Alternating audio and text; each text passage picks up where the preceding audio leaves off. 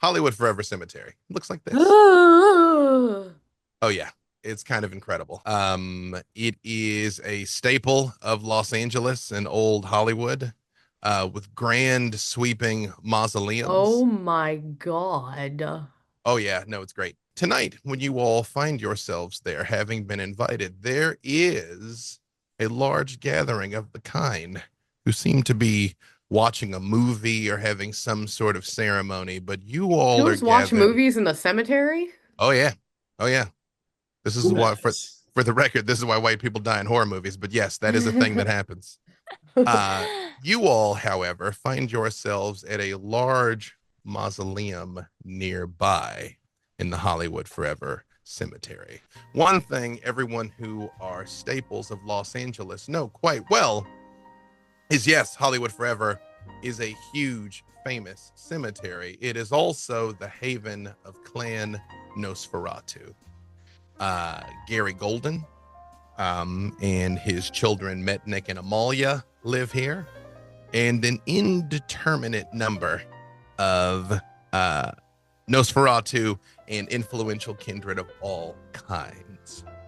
You all have been invited here tonight because of a memorial service that is being held to help you both process the grief that you've gone through and try and hold on to at least a little bit of who and what you've lost. Because at its core, yes, Vampire is a storytelling game of personal horror.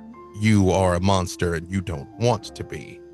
The endless nights and what it requires of you to survive them is constantly taking slices off of your very soul. And events like tonight, as rare as they are expressly designed to help you stop some of that bleeding, such as it is. So, what I would like to do as we do our introductions, kind of going to go around the horn, and I'm going to call on some of my veterans first here, that as you do your introduction, you're already arriving at Hollywood Forever. You've already been invited. Like you are showing up for this. You can tell us who you are, your human name, who your character is, and who it is that you've lost that you are here to remember. Give me just a second while I get my new notes up, because I want to be able to keep track of this going forward. And let us just go around the horn in the way that you are on my screen, starting with Blythe. Again, who you are as a human, who your character is, and who you're here to remember. Cool. I'm Erin, she, they pronouns, and I am playing Blythe Holden, a Hecata. And Blythe, on arrival tonight, is a somewhat morose looking individual who looks like he's probably living in the wrong time frame, because he is dressed in a white button-up shirt, tweed waistcoat over the top, brown pants that are cuffed, proper shoes. Looks like he stepped right out of the 1940s, 1950s. Has never quite gotten over the fashion of that era. And tonight he is here in remembrance of a man by the name of Lyle Greenwood, a World War II veteran with whom he served, and the reason that he came to Los Angeles a few years ago. And Blythe, how was Lyle lost? Now, what I will say for all of your purposes, many kindred are just missing. In the light of the Second Inquisition raids, there are a lot of people that it's not clear if they met the final death or not, or if they've been simply captured or not. But now that the years have passed, it is starting to become a little more obvious that if they haven't come back by now, you're having to at least entertain the idea that they're not going to. But how was Lyle lost? And Blythe doesn't actually fully know the answer to that. He had heard that Lyle had been sick and moved to hospice care, but on arrival, never quite found him. So Lyle, as far as you know, was still a mortal man. Potentially. And last question, how does Blythe arrive here? Did you drive? Do you have a driver? Did you ride the bus? Did you walk? Blythe came to the cemetery in a hearse, not driven by him, but by a dear friend of his, a local woman by the name of Vivian, who works at a mortuary, who occasionally offers him space and rides. Blythe, I'm going to go ahead and say that as a Hakata in Los Angeles, you would have spent a lot of time in Hollywood forever. This is the central cemetery, and although the Nosferatu do not have any particular affinity towards death, in the interest of keeping negotiations and lines of communication open, Clan Hakata has definitely, at least relatively, unfettered access to this place. And as you come driving in, and Vivian opens the back door, and off in the distance you see a screening of the original black and white Nosferatu, and you see one of the lawns of the forest filled with people quietly watching. And you see Vivian looks over at it. She says, Blythe, I don't understand these people. It's obviously I see death every single day. Is this their way of processing it? Why here? Why would you watch a movie here? Perhaps it is the morbid curiosity of it all.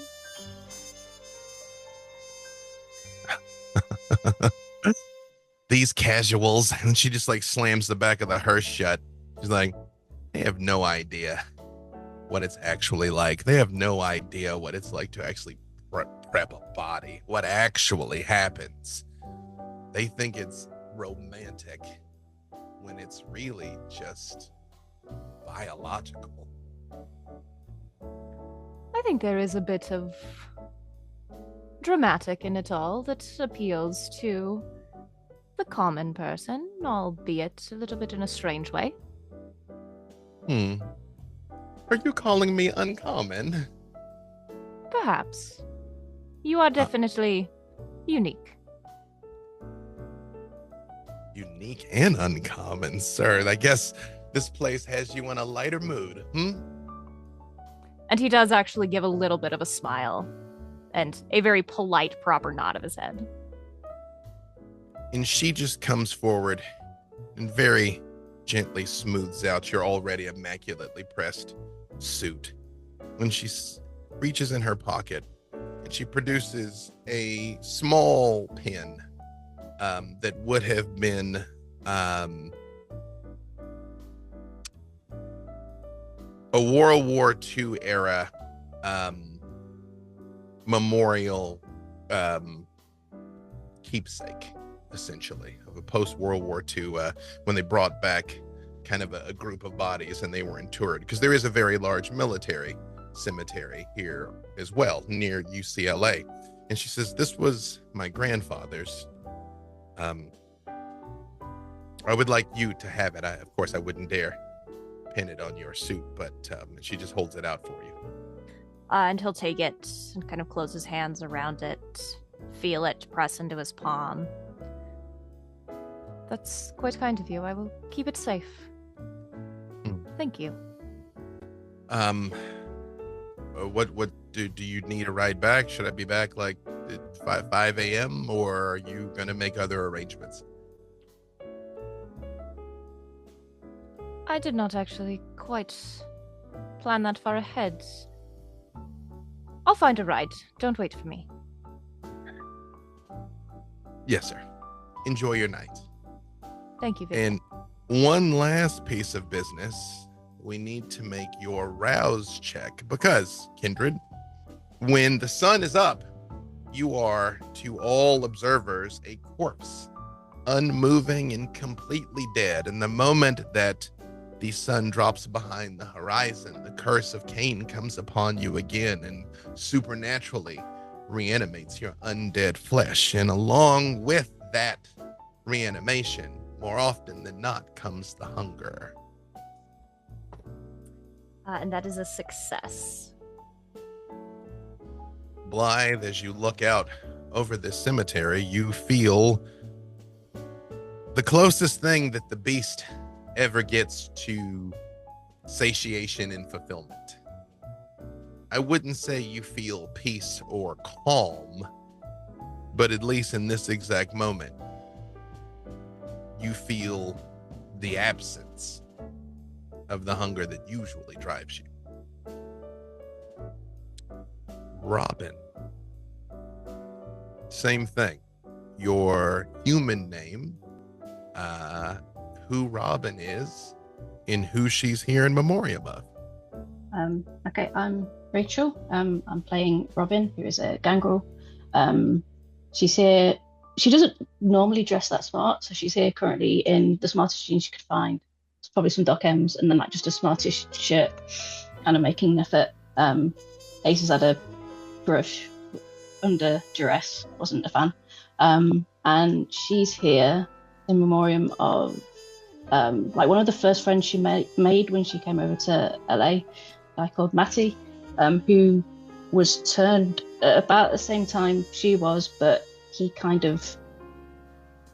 left, and he would send her postcards back from like where he was, but eventually those postcards stopped arriving.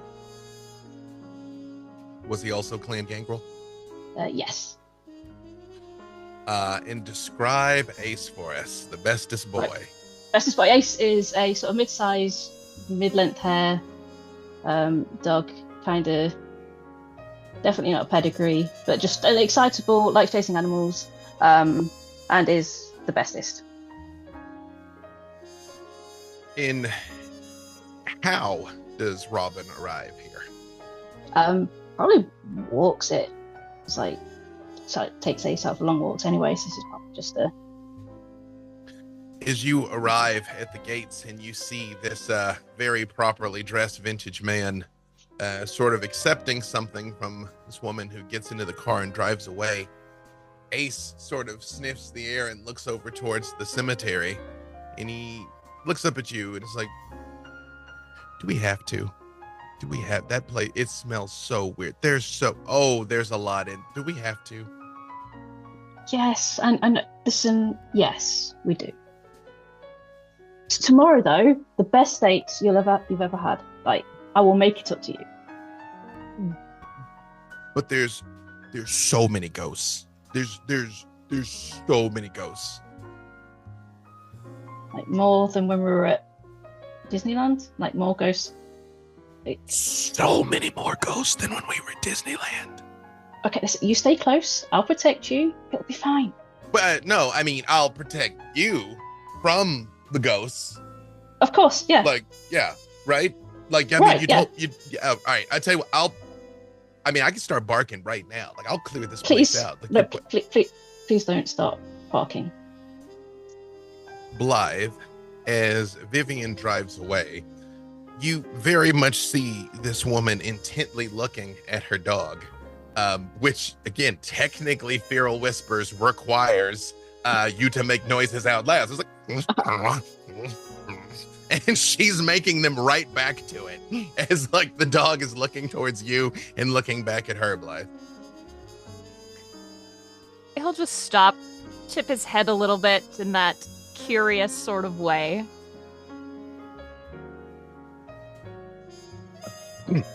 Mom, I think that guy's looking at us. That guy right there. I think that guy's Okay. looking at us. We're going to say hi, but calmly. Say hi calmly. Not everyone appreciates jump up face lip. No kisses and don't bite him. Yes, unless no biting at all, and no Right. kisses unless Right. they, agree. Like, some people like them, some people don't, but just assume they don't. Whoa, I know. there's people that don't like kisses? I know, but Okay, all right. Okay. but I will never be one of them. So It's okay, but we're being tough now. We're being tough. And you see them as you walk over. You see this man, Robin. What, if anything, do you say to him? I just kind of I get like, if I've seen him sort of looking, just kind of nod and say, "Hi, Robin. This is Ace." Blythe, a lovely fellow you have with you. Yeah. He's friendly, if you want to say hi. He does give your hand sort of a nose, Blythe. And as he does so, Blythe will crouch down a little bit, kind of squat, just to be a little bit more face to face with him, and then just hold out his hand. He sort of runs his nose over your palm, and Robin, you hear Ace very much say, this guy smells sort of like stinky, dusty old dead, but nice. Maybe I'll give him just a tiny lick to let him know that maybe he's all right. Okay. Yeah, just a... And he gives you the tiniest, most wary little blurp on your palm, Blythe. The tiniest little. Now, Blythe, even though Clan Hakata is the clan of death, it is not that every single member of the clan necessarily like spends their nights just inundated with corpses. Like, are you usually like in a mortuary or a morgue, or are you not usually around corpses, Blythe? Blythe is actually more often than not amongst the still living, although barely. He, on his nights when he's not off in cemeteries on various events, is often working in a hospice facility with those who are in that state of transition between life and death. And I think even though he is dressed in more of his like day-to-day clothing, there is still that kind of lingering scent on him of like infirmity and illness. Robin, I'm gonna go ahead and say, without you even roll, you clock that on him too. Between his aesthetic and everything, you definitely smell that this man is around people who are sort of near the end of the line.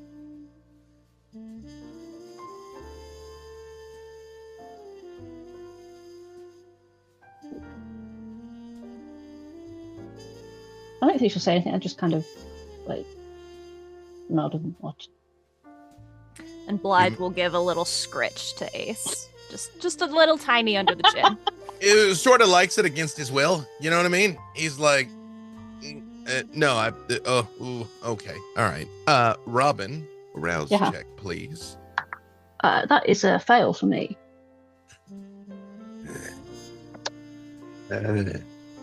Look at this one. It smells of death. It coddles the weak. It lets them linger when they should be dispatched. It is the worst of them. And you let it touch your dog.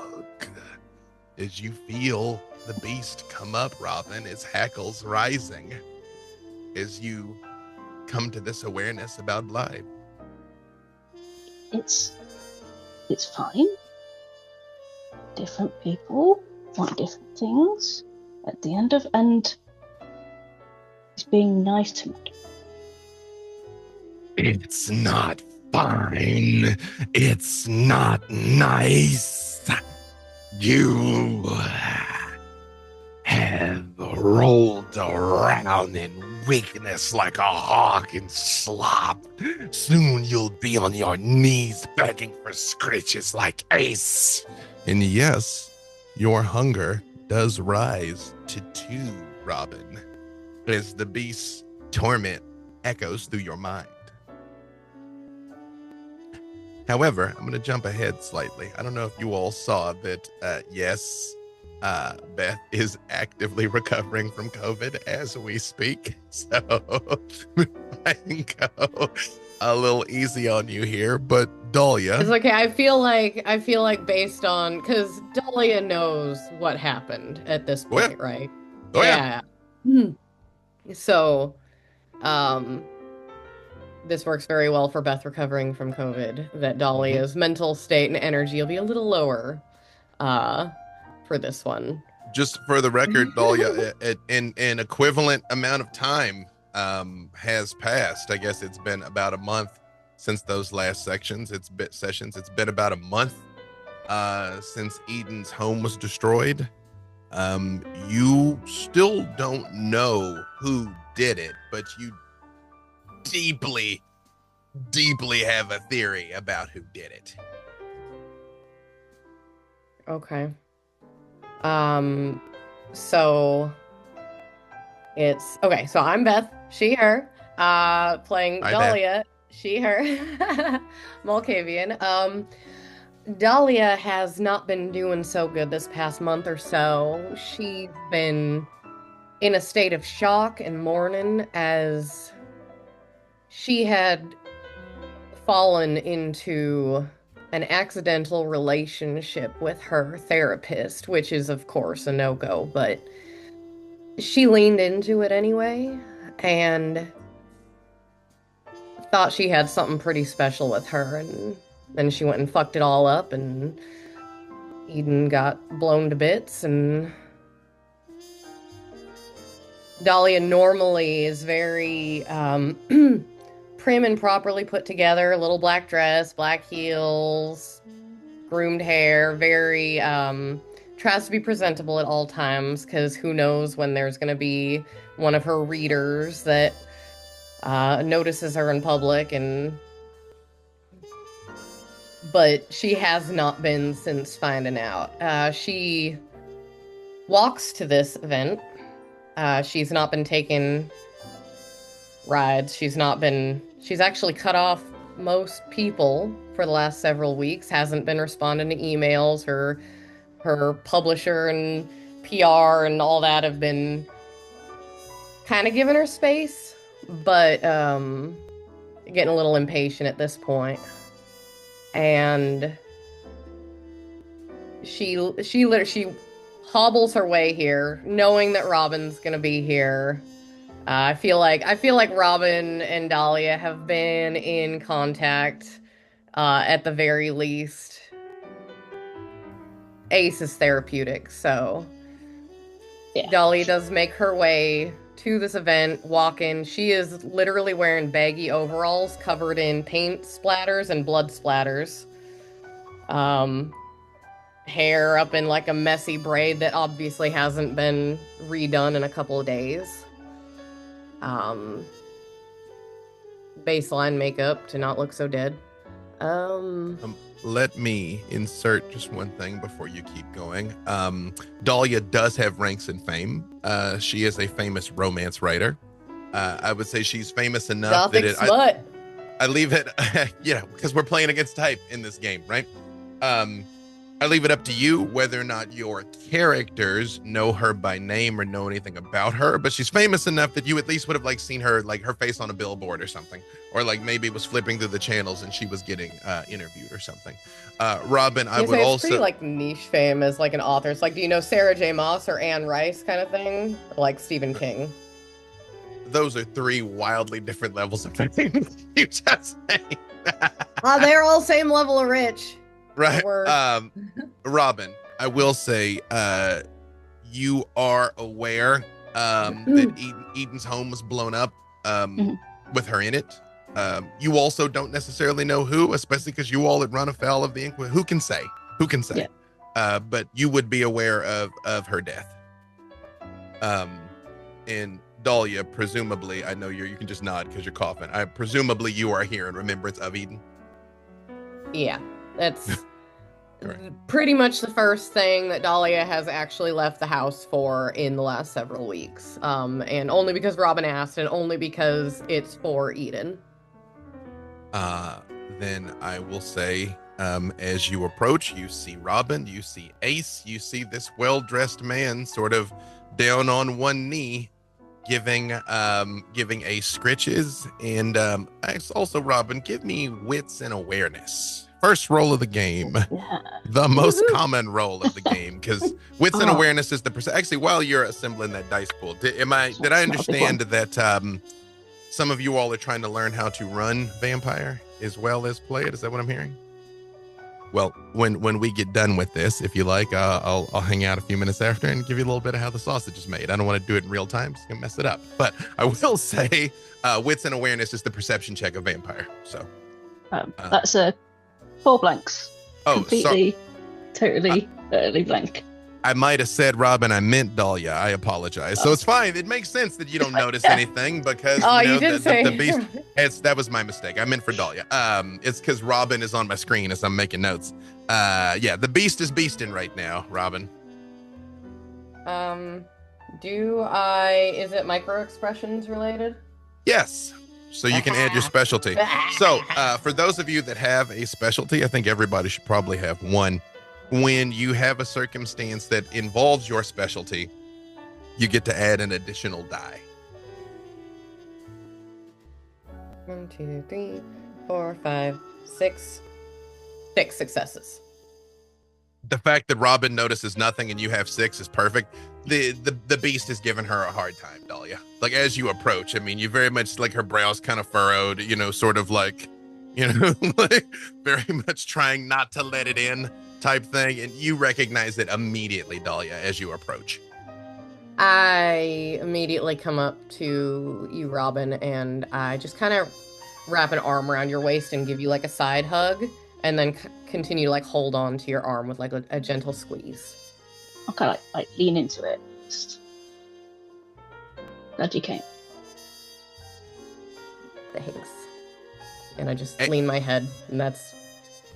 Ace immediately breaks off and like does the cannonball straight towards you, but like stops at the last second and is just like headbutt.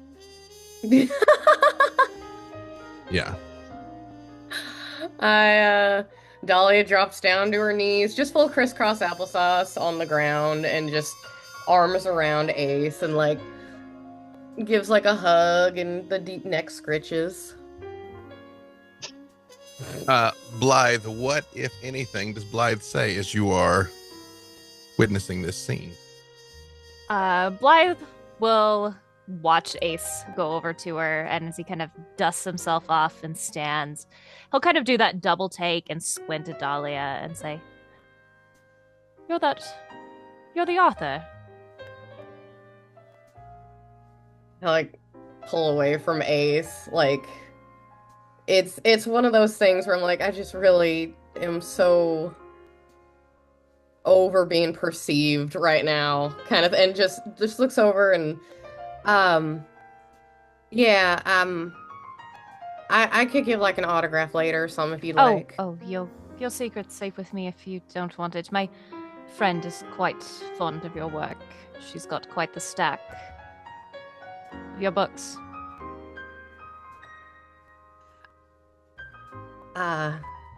We could do a selfie or something. You could send it to them. Oh, right. I'm all right, thank you. As he kind of feels his pockets, I don't even, like, he maybe has one of those, like, old Nokia phones that he finally upgraded to. Just a brick. Yeah. Like, selfie? Rouse check, please, Dahlia. Also, that is one thing. As kindred get older, it becomes harder and harder to adapt because fads become like meaningless to you. Like, it's just the horseless carriage just came into vogue, and you're like, and already there. What are these cell phones? Rouse check, ma'am. I got a fail. And as you're like, we can take a selfie or something, and Blythe is like, oh, I'm fine. You here? Oh. darling, that is so embarrassing. First of all, look at you here, looking all shabby and forlorn, and then you thought someone would want to memorialize this pitiful image of you, when in reality, he was just being polite. What on earth possessed you to just slide into this place like you were washed up on the slimy shores of the lake? Lord, you were better off stirring in your juices at home, bathing yourself in I literally splattered don't paint give a and- fuck about you. I say out loud. Just Yeah. full Malkavian style. I just yell at myself. Perfect. Alucard. Sir. Aaron. Yes, you, Aaron. Same thing as you arrive in this place. Who are you? Who's your character? And who are you here in memorial of? Hello, I'm Aaron, he, him. I am Alucard, Benu Hakim, and I am here to memorialize my missing sire. What was the name I put down, actually? Forget the NPCs I make. Zahira. Zahira? Mm-hmm. Excellent. And how, well, first thing, how did you arrive here, Alucard? Definitely walking. Those of you less perceptive may not have noticed him, but those of you perceptive will have seen him slightly skulk up. And if the art I've made is coming up, then that's what he looks like. Perfect. Well then, hey, and that is what he looks like. And you sort of come into this place again, seeing this beautiful woman standing yelling at the sky that I don't give a fuck about you. As you arrive and also see this well-dressed man and woman who looks like she's been out for a hike, but like a nice hike. She's been glamping. Nice hike, Robin. Well, I think that instantly ignoring the other people, he'll just go straight for Ace the dog and go, hello, who are you? Robin, give me wits and awareness for Ace. You can roll yours and just basically give him 2 automatic successes. Oh, okay. Yeah, we'll do that. Why not? Unless you have a stat block for Ace. I can possibly find one. There's one for a guard wolf. dog. Yeah. Oh, there's a guard dog one. Guard dog last time. Yeah. Oh, no. He is the best boy. He's the best boy. Because I think it might be better than mine. Ace is bringing everyone together. Mhm. Always. Well, that's again when there's a person that dogs and babies don't like. You know, that's the one you don't trust.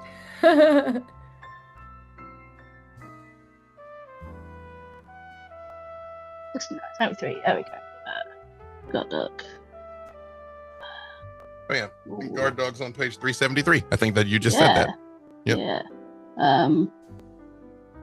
This So book we- is very badly laid out. Mental notes, that's 5. That is more dice than I will Mhm. do that.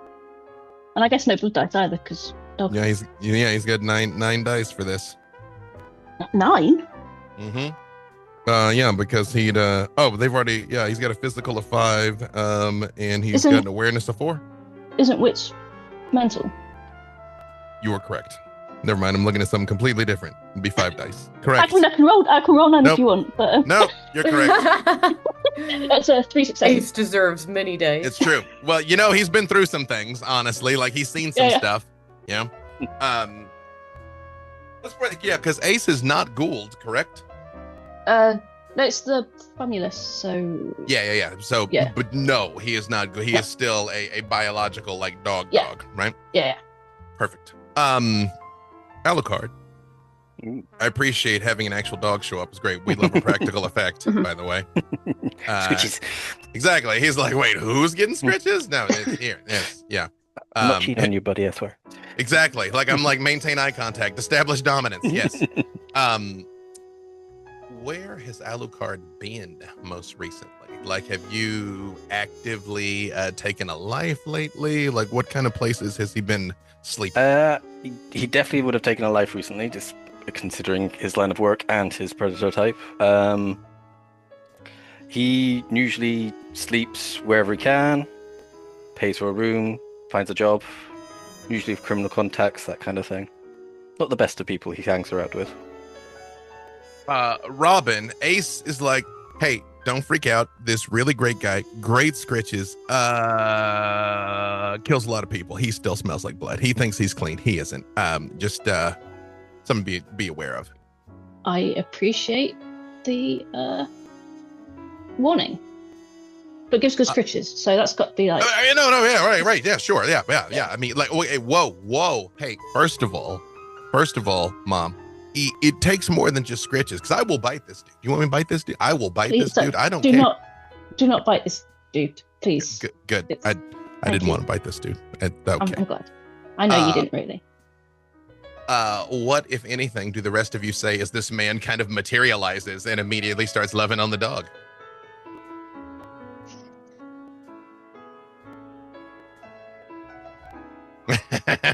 Yeah, Silence. Exactly. I was too busy having this whole, can I bite that guy? Yeah, guy sleeping. Can I bite that guy? Can I bite that guy? I'll probably like just say hi. Is dude switching with her? Hello, ticket mum. Yeah, Ace. Good doggy. Robin, Ace. Hello, Robin. Good boy. You have a good boy here. The He's like, I mean, just because he like kills a lot of people doesn't mean he's a bad person, right? That's okay. Yeah, okay. Yeah, perfect. Which again, to the rest of you, it's just like, like he's just like very talkative while getting scritched up. Perfect. Alucard, rouse check. Yep. That is a fail. So you said your sire is Zahira. Was that male, female? Female. You hear a voice in your mind as the beast climbs up your spine, claws sinking into your brain. It was so easy for you to lower your defenses, Alucard. All they had to do was parade a cute puppy in front of you, and you lose track of everything I've taught you. Disappointing. If only they were possible of hurting me, then I'd be worried. My boy. And you distinctly feel the rap of a stick on the back of your head. Overconfidence leads to death. Just ask yourself, if you were so brave and capable, why am I missing? And your hunger also goes up to 2. Okay. Snot. 11. Yo, I'm Dylan. I'm playing a Bruja. Goes by Snot. It's not his real name. I am here in remembrance of my buddy Keith. He's a regular human. He was homeless at the same time I was. Pretty past. Hadn't really had time to figure out why they think overdose, but who knows? Snot arrived by bus, or the nearest bus. He's been walking for a while. He kind of looks like shit. He's got like a work shirt on, no slip shoes that are sort of like wrapped up with electrical tape, and dirty white shirt. He looks like he just got off shift, and he probably did. Wonderful. As you come walking up here, Blythe, give me wits and away. Actually, hang on 1 second. Let me do this slightly differently. Remy, Same thing. Who are you? Who is Remy? And who did you come here in memoriam of? Hi, I am Mari. I will be playing Remy de Brinvilliers tonight, Clan La Sombra. He came to mourn his sire, who he finally got confirmation has met the final death. He is a tall man, about 6'2". I apologize. All right, if you would go back a second. I just saw the message you just sent me, and while responding to that message, didn't hear the words you were saying. I apologize. Could you give that to me again? He is mourning his sire, who they finally got confirmation met the final death. He's a tall man, about 6'2". Long black hair, enough that he can sit on it if he chooses to. It's braided back slightly off center because as a La Sombra he can't see in the mirror enough to braid his own hair. He's wearing a black cotton t-shirt, black jeans, and a motorcycle jacket with motorcycle boots. He arrives in a very old 60s Ford Mustang that isn't in pristine condition, but is in good condition. We'll go with that. Excellent. What was your sire's name? Alexander Fernandez. And you said you've received confirmation that he has met the final death? Yes. Excellent. Snot, as you come walking up, you are 100% sure you see another Brujah getting out of a Mustang. Leather jacket, boots, Mustang. Like, I mean, it's kind of cliche, honestly. Like, this dude's very much a tryhard as he's getting out of this car. Sweet ass ride, though, but super trying hard.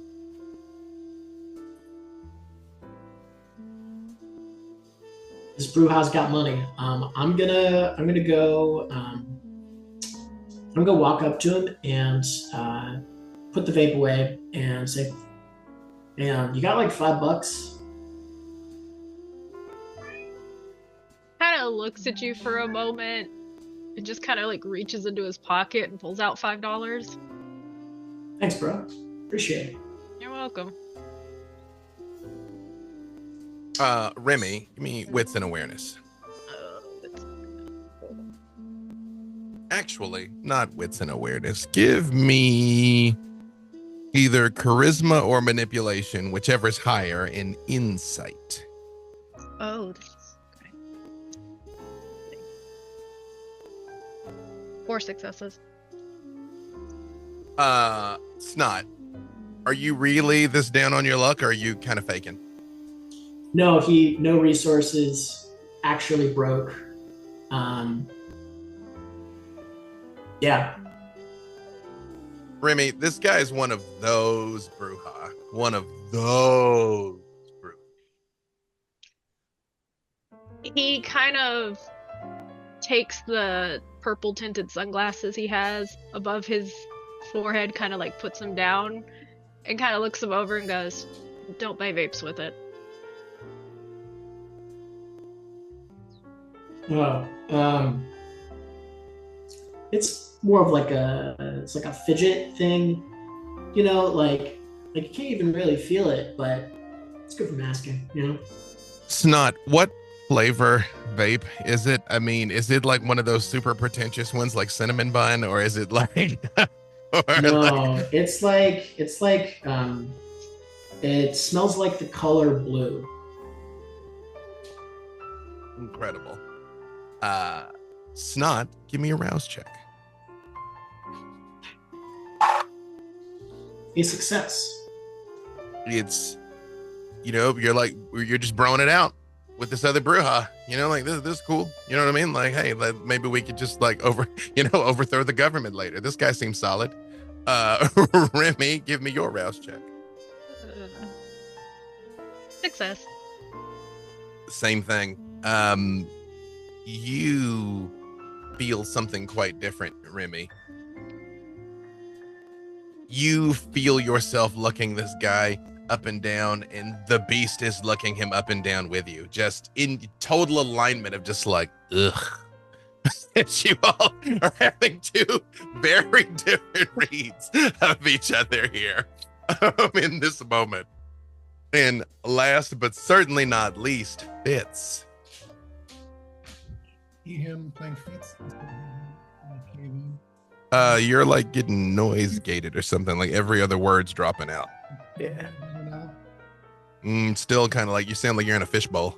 It's weird. Do you have like a fan on or something? It's just like it's like aggressively ducking you against something. That's really weird. If I project better, is that a little better? Yeah, definitely. I'll just yell at my laptop. I'll see if I can find my headphones later. I'm sorry. Fitz he just kind of looks like a tech bro. Super generic, like every tech bro you've seen. Blue button up, khakis, Patagonia vest, very nondescript looking, kind of early 30s. You gloss over him. You'd be like, that's not an interesting dude. I don't want to talk to him. He is here mourning his friend Amy, who was a fellow AI researcher that he actually never met in person, only online. Amy sent a series of messages years ago, sort of denouncing technology, denouncing AI, and diving deep into the occult, and just dropped off the grid. And I would get messages from her every couple of weeks. Either I'd find a post on an internet message board, or like I'd be rewatching The Matrix, and those letters would be coming down the screen. I'd see a message there. But those messages stopped a few years ago. And this morning I got another message, not from Amy, that just said, let go. That's why I'm here. And Fitz arrived in a sort of older model Tesla with one of those bumper stickers that says, I got this before Elon was crazy, which he knows that too. Very clean, very pristine. But he just kind of parks it wherever, leaves it, and walks up to the group. And Remy and Snot, you all see this guy kind of pull in an older Tesla, just sort of looks sort of like a dude, hops out and is kind of walking towards you. I'll just give Remy a slight like half elbow. And I will go up to Fitz and say, hey, you got any money for bus? I have access to money, yes. No, like got like $5. You're asking for money. Yeah. Yeah. Sure, bro. Here's Thanks, man. And he hands you a 20 by accident. I'll take it and cheers, hit the vape and head towards the cemetery. As the three of you walk over, do any of you have Sense the Unseen? I do, but I don't think you're asking me. Excellent. Is this ghost related or It is super ghost related. I have Oblivion sight.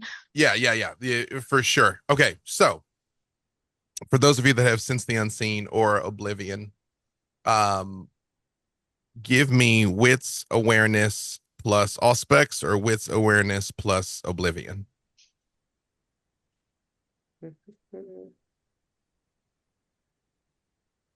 Does this have to do with micro expressions? No, the ghosts don't have micro expressions, unfortunately. Actually, Does hang on. this have to do with the death specialty on awareness? 1,000% has to do with the death specialty. Hang on a second. Okay, so couple things. Those of you that failed your rouse checks that are rolling this, make sure you include 2 blood dice. If you haven't failed your rouse check, make sure you include 1 blood die. Remember, the only way to go to 0 is to completely drain the last drop of Immortal. You can go ahead and roll it, but give me a second because Fitz, we also need to do your rouse check before we resolve this here. The failure. Why would they expect you to have money? Why would they think that you have money? Do you look too pretentious? Is this a trap? Should you give them the money? Because then if you give them the money, they're just going to want more money. But if they don't get the money from you, then perhaps they will become aggressive. And there are 2 of them. And then look at that one. That one clearly is a ne'er-do-well of some sort. His feet are being held together by electrical tape. Why is that? Why does someone use electrical tape on shoes? There must be a way for us to deduce this. I think perhaps you should proceed with giving him the money, but watch his eyes. Should they narrow too much, then you must be prepared to set off the defense mechanism on the Tesla that we have worked on. You did program the defense mechanism in the Tesla, did you not? Because otherwise, they're just going to take advantage of you. That's all anyone is ever going to do, Fitz. You have to be prepared. You have to be aware. You have to account for everything, because the thing you don't account for is the thing that will do you in. And you see all of this sort of pass through his eyes, but it freezes for a second. That these are common faults, so he handles them pretty quickly. And your hunger goes to 2, Fitz. You can roll that again. I know you said you got 3 successes before. Should you get less than, well, roll it again, because I was about to say, should you get less than 3, we'll let it ride, but I might not. So, huzzah. So that was 4 from Fitz, 3 from Remy, Dahlia. 7 from Blythe. Is it crit or no crit, Blythe? With a crit. Regular crit or messy crit? Regular. Perfect. Dahlia? Out of 10 dice, I got 2 successes, and they were both on my hunger dice. Great. I don't know if that matters. Not innately. However, I remind you here, you all have the capacity where you can spend 1 willpower to re-roll up to 3 black dice if you like. Can't re-roll hunger dice, but you can re-roll up to 3 of the black dice if you wish. You can do it for crit fishing. You can let it ride. I'm gonna let it ride. I love bad rolls. You know I love bad rolls. All right, lean it, turn into the skid. Sort of as your group is kind of coming together, you all were kind of informed to meet up kind of at one of these corner mausoleums here that I showed you before. And as you all are kind of taking in each other, if there a moment you sort of look across Hollywood Forever, and similar to what Ace had already told you, you see ghosts, thousands of them. But there's almost layers to it. There are, at first, I think Remy had got, was it 4, Remy? 3. Remy, Dahlia, Alucard, did I hear you were rolling also? Not me, no. Okay, great.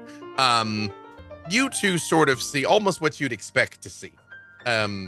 Generations of just not necessarily restless dead. They don't particularly seem angry. Hollywood Forever is actually a very peaceful place. But you see people clearly mothers who died in childbirth, sort of still wandering the grounds looking for a child they're never going to locate. You see a very small number of soldiers, because again, there is a military cemetery nearby. But for whatever reason, people that were chosen to be laid to rest here. You see a lot of silver and gold age celebrity types. Men with elaborate sweeping comb-overs and well-fitted suits, and women in spectacular silken gowns.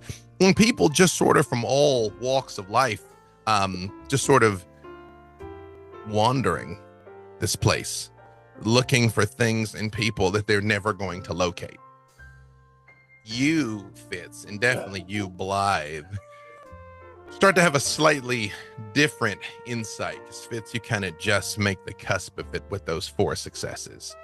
At least some of these spirits aren't just going through the motions. There is an awareness in them.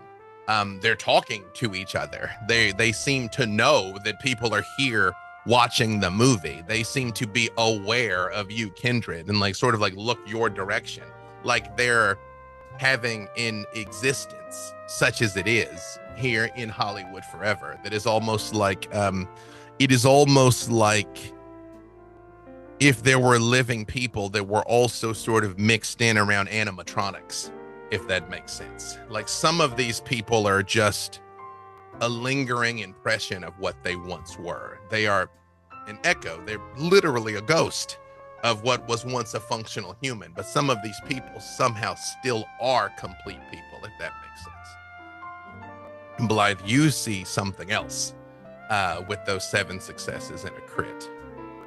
And it makes sense that you, as a Hakata, would know this. And a certain La Sombra needs a stern talking to who was not paying attention in his La Sombra lessons. There is an entire other spirit world that lays on top of this one. And there are places where they come together very closely. And Blythe, you can see all the way into the Shadowlands. There is another Los Angeles. It's grim reflection that is just overlaid over this one. And Hollywood Forever is, for lack of a better word, almost like a major thoroughfare in that place, where you can see not only the spirits that are living and existing in this place, you can see sort of off into the distance, or easier than you normally can. You almost sort of have to force your way into the Shadowlands, unless you can kind of find these places where the veil is thinner. And the veil is thin to almost not existing, with just the combined weight of all of the death and loss and grief and, quite frankly, love that has piled up in this place over the decades, that kind of makes it a little easier for you to see through that. And all of you, even with your mortal eyes, those of you that have the eyes to see, the spirits kind of start to part. For some reason, they part like they're letting someone pass. They're not like running or screaming. They're just kind of like getting out of the way of whoever is walking through the cemetery. And even those of you that don't have the capacity to see into the spirit world see a petite woman with long silver hair that just sort of hangs down straight, but it is almost like it is lifted just slightly off of her shoulders, almost by like an unseen wind. She is not very tall. She's not very physically imposing at all. She just sort of wears a white linen gown, and she's barefoot and comes walking over towards all of you. And she says, you've all arrived. Good. Blythe, Fitz, Alucard, Robin, Remy, Dahlia, Snot. Do I really have to call you Snot? My friends call me Snot. Are we friends? I'd like to be friends, yeah. You can call me Snot. Okay. Snot. Hi. Thank you all for coming. My name is Agnadacy. I know it's a weird name. It's Agnadacy. Yeah. I suppose I'm the host of this little celebration tonight. In Dahlia, you see her eye sort of lingers on you for a moment, and she says, "Are you a hugger?" I can be. I find it helps. If you would let me. I open my arms. And she comes and she hugs you, Dahlia. If you would, give me a willpower roll. Ooh, just pure willpower. black dice. That's just whatever boxes aren't checked off, right? That is not whatever you haven't spent of your willpower. Yes. Nice. 2 successes. When she hugs you, Dahlia, you feel just a warmth and a compassion and a love roll through you. And it's almost like something in you kind of wants to recoil from it. You almost want to, you know, when you're in the depths of grief and it is almost like you don't want to feel better. Mm-hmm. But it is, and in your mind, you immediately start to think back of some of your happiest memories with Eden. And it doesn't hurt. Almost even though you wish it did, it doesn't. You just remember the way she would sort of brush her hair out of her glasses when she was talking to you. You remember seeing her in Disneyland. You remember that moment of you all your last time you spoke, where you basically were like, well, maybe. It's just all the good things. And for a moment there, it's nothing but the good things. And almost despite yourself, the tears of blood start to flow a little bit. And you see Ignacy sort of pulls back and she goes, I'm sorry. And she pulls out a white handkerchief and she's like, can I, You can see the tears as they're like falling down. There's a very specific pattern on her overalls where all the blood splatters are from. Dahlia leans in and allows her to wipe away the tears. And she does. And all of you watch her do this. And then she opens your hand, Dahlia, and she just puts this silk kerchief with your blood on it kind of in your hand, which all of you know is a show of respect. Somebody gets your blood. Like, there's definitely kindred that can, like, do stuff if they have your blood. So it's a small gesture, essentially, for her to give it back to you.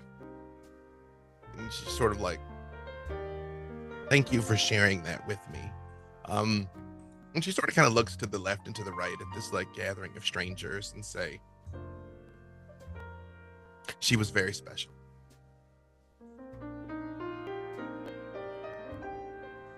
I look at her and then I look over at Robin too, because I've been talking with Robin about all this and I can feel the tears like start to flow again and I turn away. Robin, Ace is like, okay, but can I give her kisses? She feels like a kisser. Just play. Oh, come, please. Let me just. You are muted, ma'am. Who are we? New friend? And he just all over this woman, and she's like, "Oh my god! He's a friendly boy. Oh hell! Oh." So just get down. I think it's too much. Too much. Oh, yeah, my mouth was open. I didn't expect that. Okay. That's okay. Gets very excited. I apologize. Well, we we have to take the kisses when we can get them, I guess. Well, I can explain more. Inside, I think our hosts are probably here. And right when she says probably here, right behind her, you see a very unremarkable man, and he's just there. Like, she says they're probably here, and then he's standing there. And he's like, yes, I am prepared to guide you all in if you would like. Does anyone need any particular sort of, shall we say, refreshments? And as you all are looking at this guy, like, he's just a guy. Like, I mean, you, even when you look away from him, you're like, what do you look like? It's like, I don't know, he looked like a dude. Like, I mean, he had ears. Like, he's wholly unremarkable. But he's standing right there in front of you. Anything to eat? A little peckish? Thanks, but I'm good. Does that smell like blue? How does something smell like blue? Talk to the scientist, bro.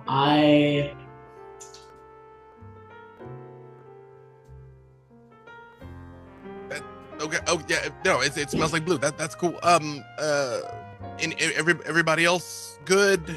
We're ready to head on in. All right. He turns and he's like, all right, follow me. And he stops for a second and he looks around and he's like, this is everybody, right? Because I don't, if anybody else is anybody else here, I'm not sure. And he just kind of like holds his hands out like he's reaching for something. No, nobody, nothing. We assume you have the guest list, so are we all here? And he turns and looks at Ignotacy, which by the way, I'm going to put her name in chat here because it is a unique one, and I did this to myself and have no one to blame but myself. Ignotacy, that's her name. That is not how I spelled it. Not Well, I spelled it that's three. that's why I gave it to you. Ignotacy, that's her name. Hold on one second here. Going over my notes, I'm going to be like, what's Agno Dice? It's the name of my new company. That's exactly how I spelled it too. Let me think. Oh, okay, perfect.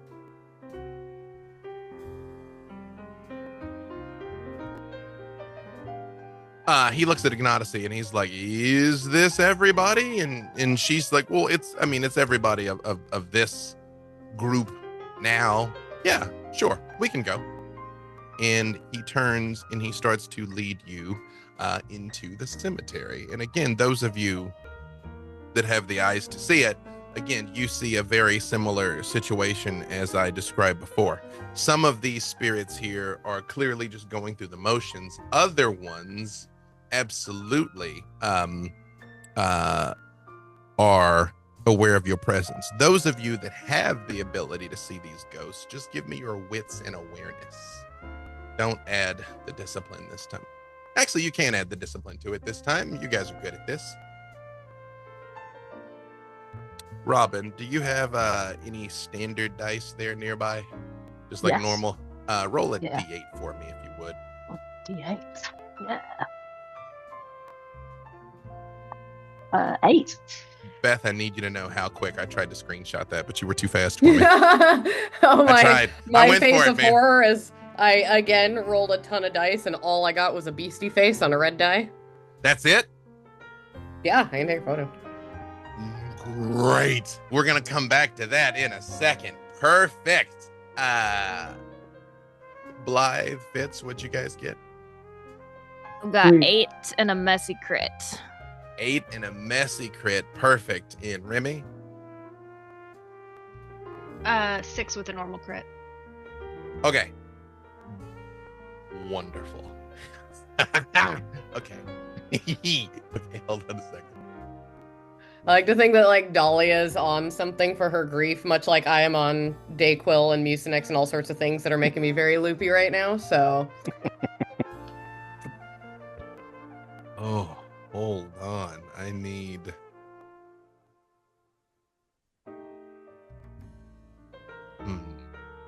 Sorry, I'm looking up something special. I feel like Dahlia's on Dayquil and Nyquil, which cancel out to just Quill. It's just quill. Yeah. It's like when you're overwhelmed and underwhelmed and then you're just whelmed. Hang on, let me look up something special for you. I think this happened in the last game. Oh yeah. Was- Oh yeah. Oh yeah. Which I don't mind. Yeah. I love bad rolls, but I'm like, okay, at a certain point, like I'm really good at bad rolls. You know what? Okay, so just again, to give you all a little insight into how the sausage is made here, part of the reason why we're doing these games is Beth also decided she wanted to learn to become a vampire storyteller. So I was like, the best way to do it is to play a bunch and see me run a bunch, and then, you know, you'll get it. So we're going to come back to this in a second. But Beth, the storyteller, Dahlia's about to fucking lose it. And I'm going to so give excited. it something she sees in these ghosts makes her flip out. Bestial failures are usually hunger, but you're not really that hungry. Terror, the roach shrek, but again, shouldn't really be afraid, but I'll leave it up to you if you want to go that way. And just rage, where the beast takes over and just does something. So we're gonna come back to this in a second. I'm gonna let you tell us what it looks like though, because as you're sort of making your way across Hollywood Forever, heading towards this mausoleum, I'll let you decide even if you want to get into the mausoleum, but she is about to lose it. Now, while you ponder that, let's start with the person who again was paying attention. Wait, hang on, Fitz, how many did you say you got? I had 3. Similar to before, you are aware that some of these spirits see you. But with that 3, I will also give you the fact that you are aware that some of your associates can see them also. I will also say Blythe, the Hakata, seems to be having a particularly keen insight into this, as we will resolve shortly. That it kind of makes sense that like the weird old vintage guy really seems to like have a solid grip on this. Like, Fitz, I'm gonna give you are aware that, for lack of a better word, there are levels of awareness you do not possess. As you're sort of like, I think I know what this is. And then it's like when you see those like NASA chalkboards of them doing calculations, you know what I mean? You're like, well, I know math, but they're doing something else, is what you're aware of, Fitz. Remy, how many did you have there? 6 with a normal crit. 6 with a normal crit. I'm going to give you, Remy, also, especially as you move further into Hollywood Forever, whereas Blythe could kind of see into the Shadowlands, you can feel it, Remy. The power of Clan La Sombra comes from the Shadowlands, so it feels like good. You know, you're like, all right, you know. And you are also aware of the presence of these spirits in the presence of death, but not just death. Again, respectful death. You know, like Hollywood Forever is not a place of torment. Like, I mean, there are inevitably some tormented spirits here, but this is not a place of suffering. It is a place of beauty and respect. But also a place of beauty and respect and power, Remy. You sort of become aware of some of the things that I described to Blythe previously, but more almost instinctively, like almost despite yourself, Remy, like your shadow just kind of starts to get a little deeper type thing. Like, even though there's only a single source of light, you all see Remy's got 3 shadows somehow sort of flowing out behind him as he's walking. Blythe, same thing. You are a storyteller, so because of your messy critical, the way a messy critical works, the beast comes out and helps you in a way that you do not intend. So I can tell you what you see, but the beast is essentially going to do a job of non-helping during this, as you are sort of trying to perceive what's going on. So you tell me what your beast does, Blythe, to help in a way that you really didn't want. So I'll give you the information, but you tell me what it looks like. I think that as Blythe has been walking and has taken a particular interest, like the group would have noticed him just kind of staring off into the distance, like he's tracking something that's not there, especially those people who can't see those ghosts. He is like tracking and interested, and has sort of gotten himself lost in following the conversations or the routines of these ghosts who are especially not in that sort of echo state. And he's become particularly fascinated. And I think as he's doing that, he hears that whisper of the beast that kind of just like is kind of touching on that Hakata compulsion of, what if we shook it up a little bit? What if we gave them something to talk about? What if we threw a little wrench in there? In Blythe,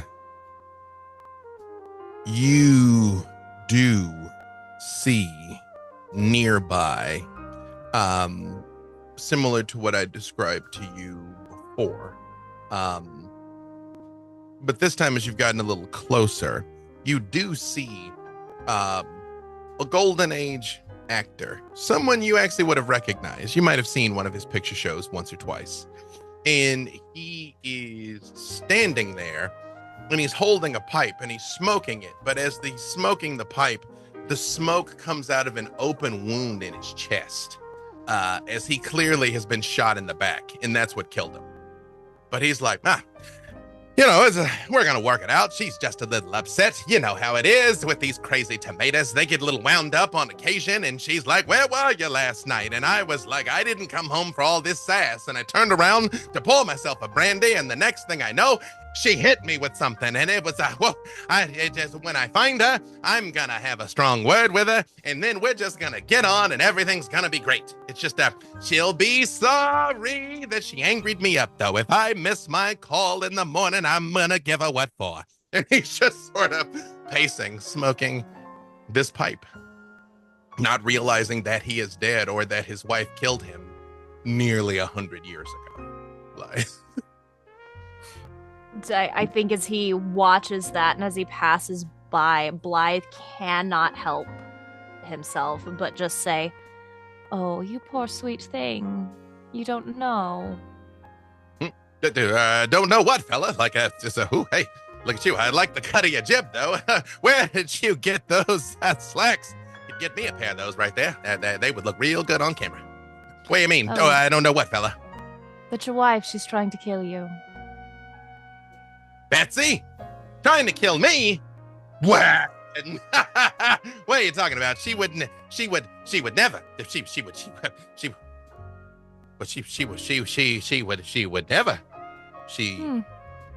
And he'll just kind of reach down and kind of reach for, and those of you who can't see the ghost, just see Blythe reach a hand out to nothing, but he's going to put a hand on that, like, exit wound and just kind of gently pat it and say, "You two look like you could use a new suit, actually." Remy, Fitz, and of course you, Blythe, and you, Dahlia.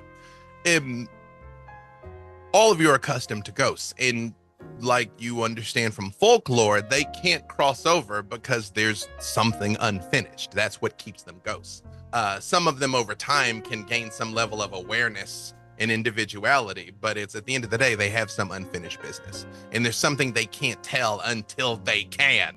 So you all see this man sort of like look down and blood starts to form all over his suit.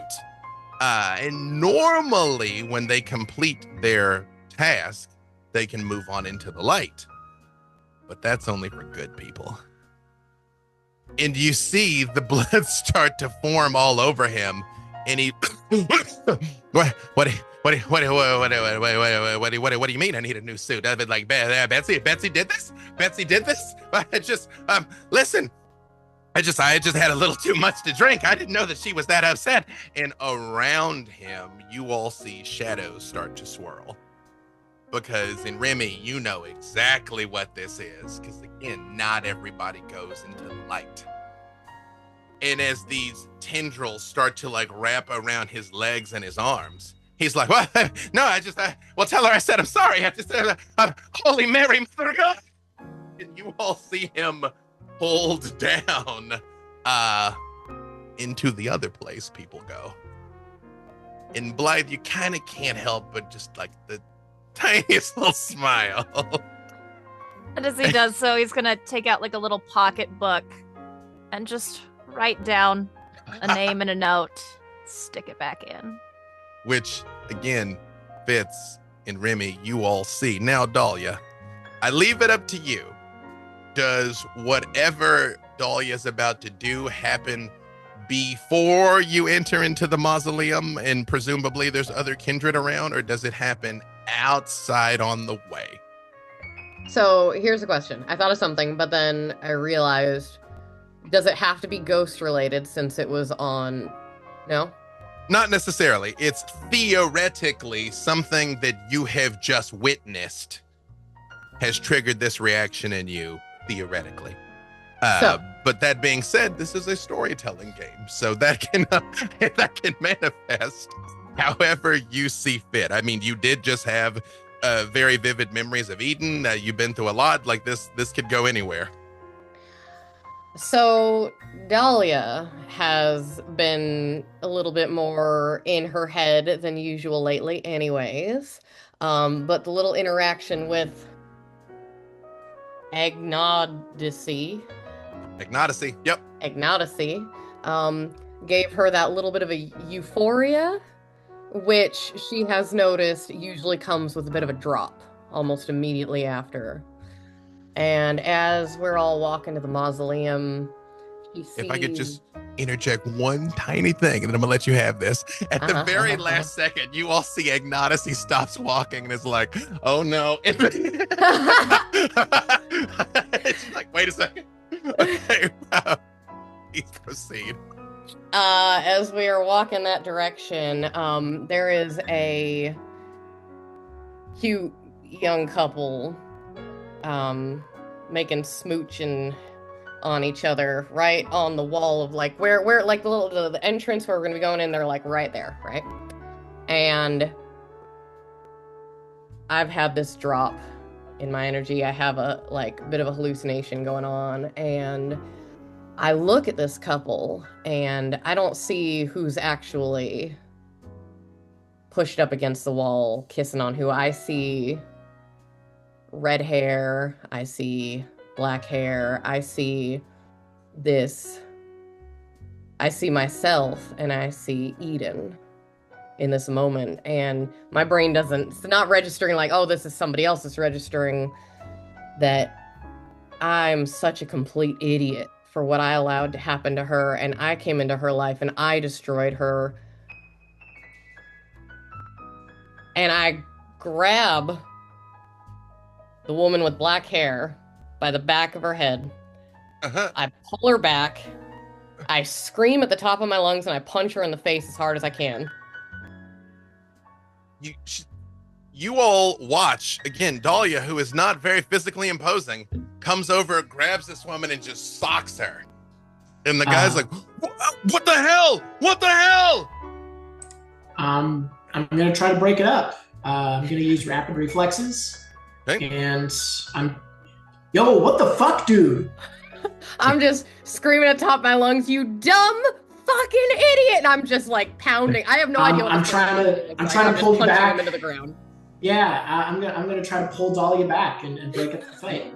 Do you have any ranks in potence, Snot? I have 2. Here's how I'm gonna say this goes. She definitely cracks this woman with the first one because nobody thought she was gonna. Rapid reflexes, you can get there if she's like loading up a fresh one here. And then you give me your strength and brawl, Snot, and you can add your potence to it. And Dahlia, give me... I have no strength. Give me your strength and brawl. However, the beast is fighting right now. So, hang on. How do I want to do this? Because the beast is beasting. Literally 1 red die for this roll. Oh, because you got no brawl.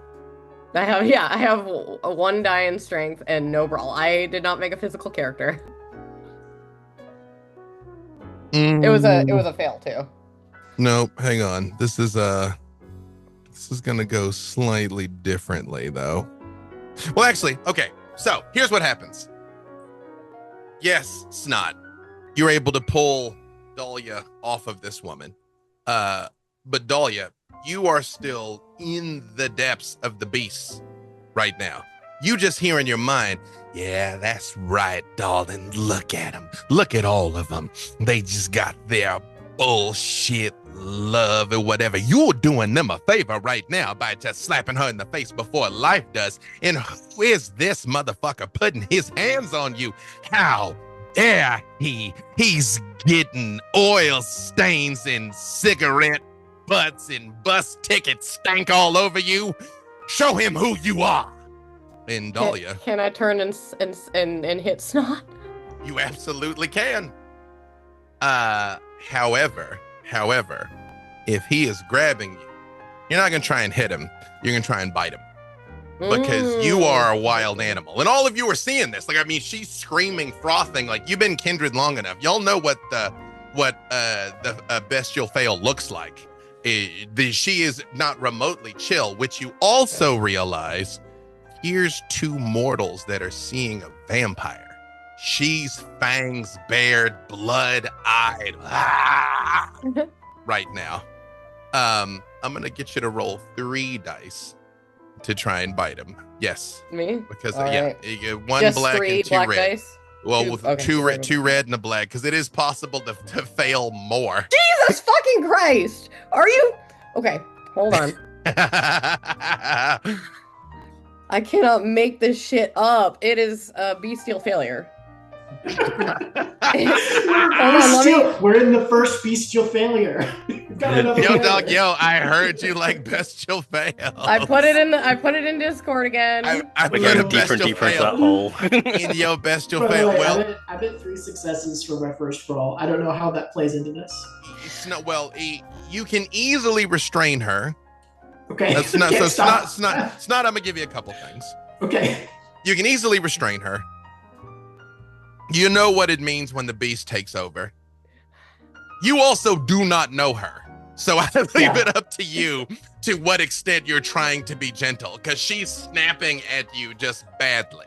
Okay? Okay. Now, Dahlia, I'm going to come back to you in a second of what tiers of bestial fail look like, because you're like cascading in your crash out. But I want to check in with everybody else. Again, to set the scene, mortals are here. She's attacked one of them. She is screaming, frothing, snapping, biting. It's not currently. Who has her? What are the rest of you doing? Yes, Robin. It's not behind Dahlia. Because if so, I'd like to try and get in front, make. I feel like at first I think that so Dahlia attacked this woman. I feel like I tried to get her in a headlock maybe, but I think she slipped way out of that. And now I'm trying to keep the fangs off of my face and neck. Does that sound accurate, Dahlia? Okay. Yeah, I'm I feel like you've got me under the arms, and I'm doing the kicking outward thing and trying to twist and trying to bite at you. Yeah. And Snot is he's scrappy, but he's not trained or anything. So you there's not a good hold that is impossible to break out of. I think you've partially given me the slip. Perfect. Yes. So Robin, yes, and you're doing what? So I want to try and make eye contact just try to kind of ground her. And I think I've kind of looked at Ace as well, and Ace is kind of trying to get to a point where it's just kind of there. So one of the flailing arms, it could be almost trying to get Robin, trying to therapeutic dog. Robin, if you'd permit me, Ace jumped in front of the woman whose nose is broken, who's on the ground. Ace jumped between her and Dahlia. Okay, yeah. Because right now it's the beast. It's Dahlia's not even in there. But you're gonna try and I want to kind of just try and, because we've been I kind of know probably what's going on, and I probably have an idea of what's going on. I think it's just trying to. Believe it or not, Robin, give me either charisma or composure, whichever's higher, in animal kin. Because it's actually the monster that you're trying to communicate with right now. So give me that in a second. Blythe, what's Blythe doing? I think seeing this in just this absolutely feral state. So I have the Auspex ability Panacea, and I would like to try to use it to calm Dahlia down. And that does what? So it is a rouse check, and then composure and Auspex. The vampire rolls composure and Auspex against difficulty 2, restores a number of superficial willpower damage equal to the margin of the roll. Alternatively, the user restores aggravated willpower damage for margins of success. Successfully used on mortals, it calms their emotional state. The use of this power takes full turn. I think that's all the important stuff. First, give me the rouse check. You got it. Ooh, that's a fail. As you're watching this ghost just get dragged down to hell and kind of she just explodes behind you, and you turn around and you hear the beast in your mind. You see, there's really no difference between them, child. That one was a lost spirit, so is this one. It just happens to still be wrapped in undead flesh. I don't know why you would want to interfere. It's aggressive, yes, but this woman, such as it is only learning the true nature of herself. Who are you to take that from her? I think he stops for a moment and he kind of looks at these two mortals that are witnessing this and says, Oh my god! Oh my god! No, I do think this is not the time to be learning such lessons. So, the way it works, for the record, when you fail a rouse check, you do not add the blood die to this roll. You add the blood die to subsequent rolls. Okay. Because you did the thing, which made you get hungrier. So roll it. Give it to me here in a second. Fitz, what is Fitz doing while all this is happening? So as a fellow Malkavian, what can I feel any of this? Is there a connection here? I would say yeah. Okay. You know what this is. I have some idea that this is very, very bad and some sense of what she's feeling. What I'd like to do is turn to the two humans, and I'd like to use compel on them. Mm-hmm. And I'd what like would you to like tell to compel them to do? I'd like to tell them, leave, report an assault, but nothing about any of us. You see they turn and look at you, and mortals are defenseless against dominate. It looks like they're going, well, at this level, you can only do it to one of them. So are you going to do it to the man or the woman? Because you don't have... I'll do the one who did not get punched in the face. Right. You don't have mass manipulation. Perfect. So you're going to be like, report an assault. Perfect. It definitely looks like he's gonna. Alucard, what are you doing during all this? Well, I think... no witnesses. Gag.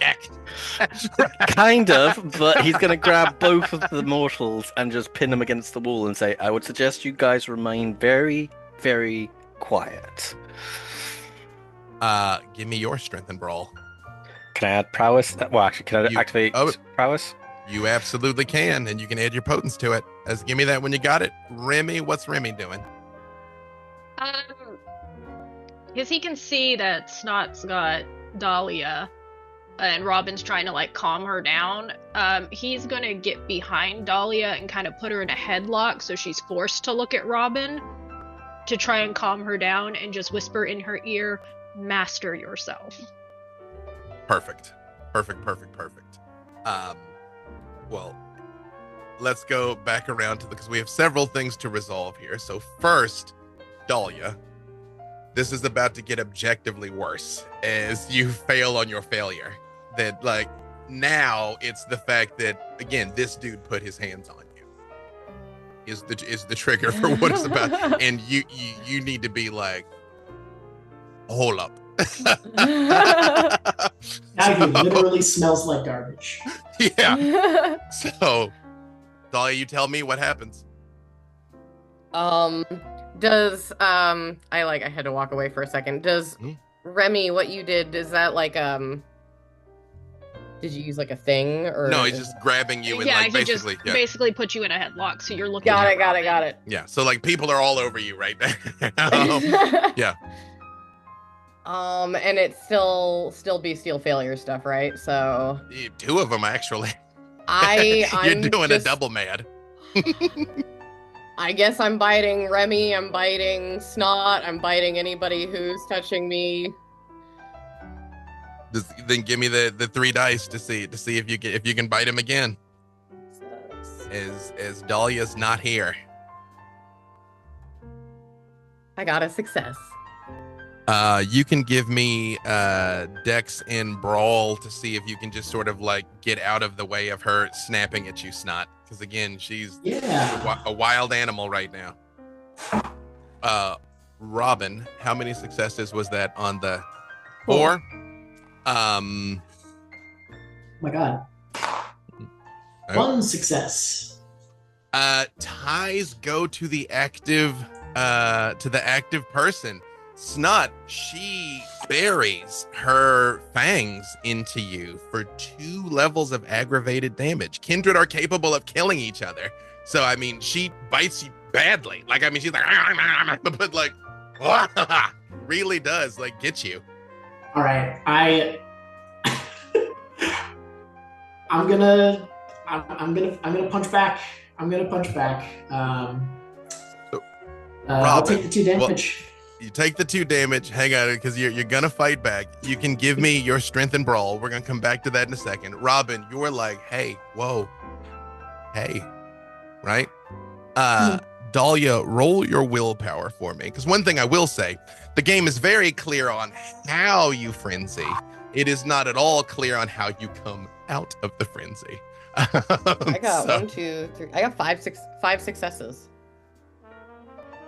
You hear kind of off in the distance that it is like your friend, like you are aware that this woman is bleeding. You are aware that Robin is trying to calm you down. Like you're somewhere in you, Dahlia. It is almost like you're watching what the beast is doing right now, but it's like you're kind of starting to make your way back towards it, and then Snot does what?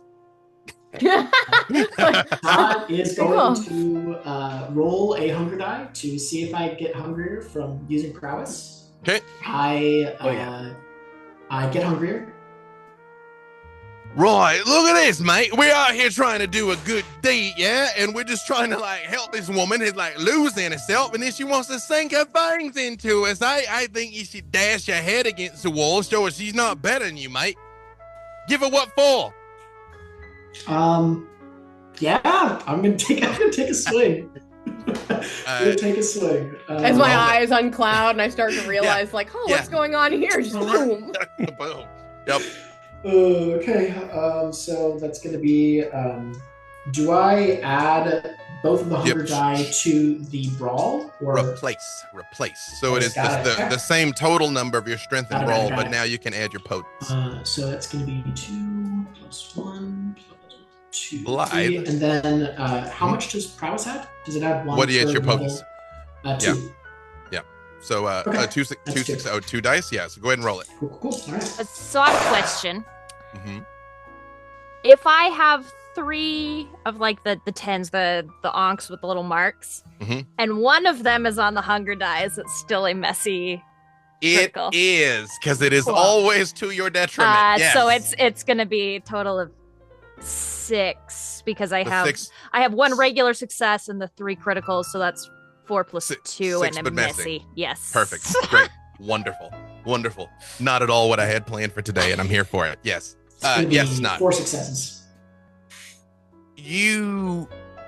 Well, let's resolve this kind of slightly out of order. Same thing, Blythe.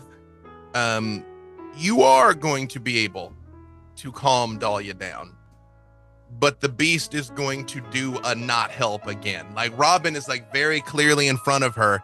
Essentially, Robin treating her like you would a cornered, wounded animal. Something in Dahlia seems like she's registering this. In Blythe, helping but not helping. What exactly does Blythe do? I think, does Dahlia still have this mortal that she's jumped on, like pinned at all? I'd say she was just nearby. Okay, but it was like, because Snot did say he kind of pulled her off of her, so. And Alucard's kind of holding them against the wall.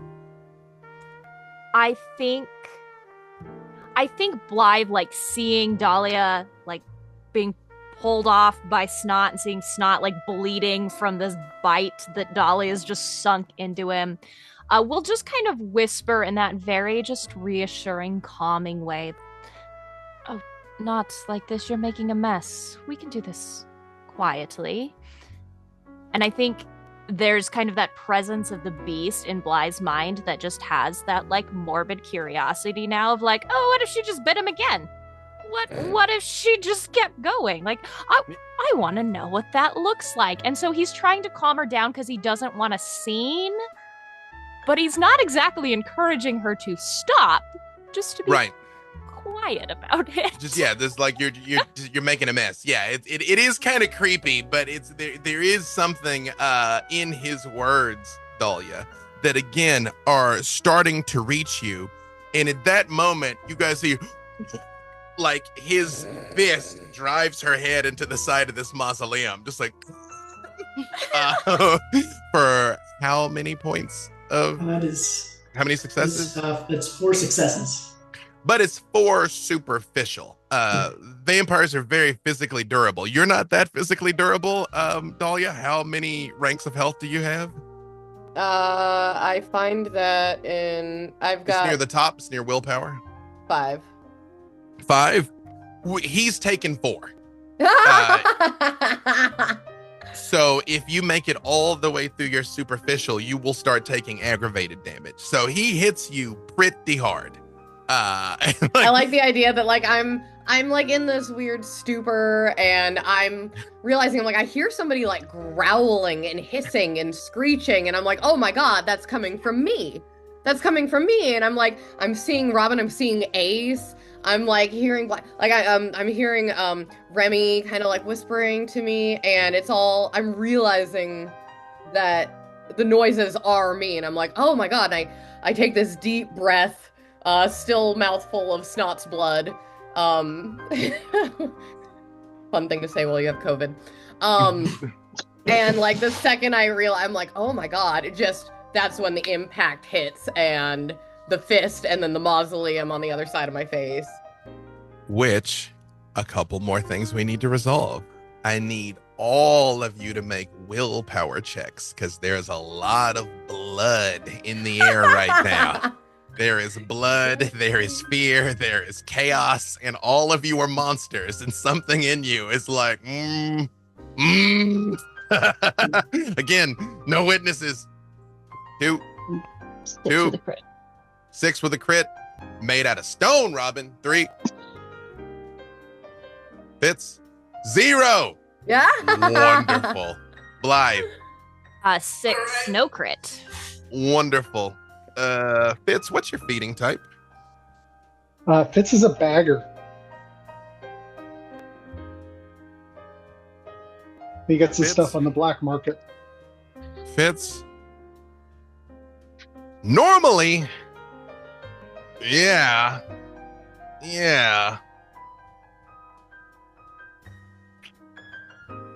But this woman's nose is kind of pouring all over the place, Fitz. And it would be a shame for it to go to waste. Fitz, you have to have it. You tell me what you do. Because as of this exact second, they're kind of held against the wall. You told the dude to go file a police report. He's like, "Okay." The woman is still freaking out. Alucard kind of grabs them both. She's sort of holding her nose. Blood is everywhere. Again, this is all seconds have happened. Because again, Vampire, it's not D&D. It's not 6-second rounds. It's just stuff happens, right? So this is all very fresh right now. As Dahlia's kind of coming out of it, gets cracked into the wall. Nobody's kind of paying attention to you, Fitz, as this Vitae is just sort of everywhere right now. What does Fitz do? Fitz inhales very sharply. It's been a while since he's had it fresh, to be honest, but he has had it fresh, so he knows. And this is why he prefers computers to people, honestly. It's also fucking messy, and he's just gonna dive right in and do what he remembers doing, and just get up in there and start drinking up all that good stuff. Which the act of being fed upon is actually pleasant to mortals. So while this is horrifying to the rest of you, that Fitz just sort of looks at her and like pupils go, and he's like, she actually doesn't seem to mind, because again, the act of being fed on is pleasurable. Her lover, however, is like, "What the fuck?" You've got him against the wall. Alucard, as you're watching this, because you're closest to it, what are you doing? Well, this is kind of perfect. I got a 9 on a messy crit to hold him against the wall. Yeah. So they're not moving an inch. But playing into the messy crit, I'll just look over at Fitz digging into the girl, and he'll go, "I guess that's one way to clean this up," and he'll dig into the guy. As you bite on his neck again, he just sort of there was gonna be a job, but whatever, here we are. Let me see. He also stops fighting, because again, the act of being fed upon is pleasant to mortals. Both Fitz and, Alucard, you are still in control of yourself. Mm-hmm. Do you intend to take the last drop? Is it your intent to kill this man or just feed on him?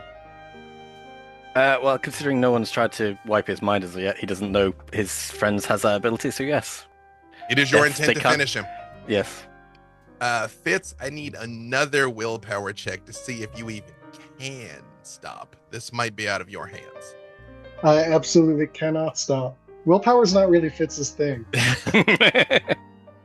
As both of you are like, all right, no witnesses. You, because again, this is all very fast. Remy, I'm gonna say one last person who is like not done anything right now. Remy, you are aware Dahlia seems to be snapping out of it because you have your hands around her. You feel she's sort of going a little limp, like she's not the flailing creature she was a second ago. You see these two guys are sort of like, cool. Anyway, and this is all happening right there. What if anything does Remy do? Looks over at Alucard and Fitz and just goes, they're taking care of it. It just kind of like steadies Dahlia against the wall of the mausoleum. Just kind of like he's let go of her head, but he's kind of just leaning her against the wall, his hand still on her shoulders, just trying to make sure she's coming back to herself. With four She's, super... like, busted here. There are like scrapes and cuts down the face here.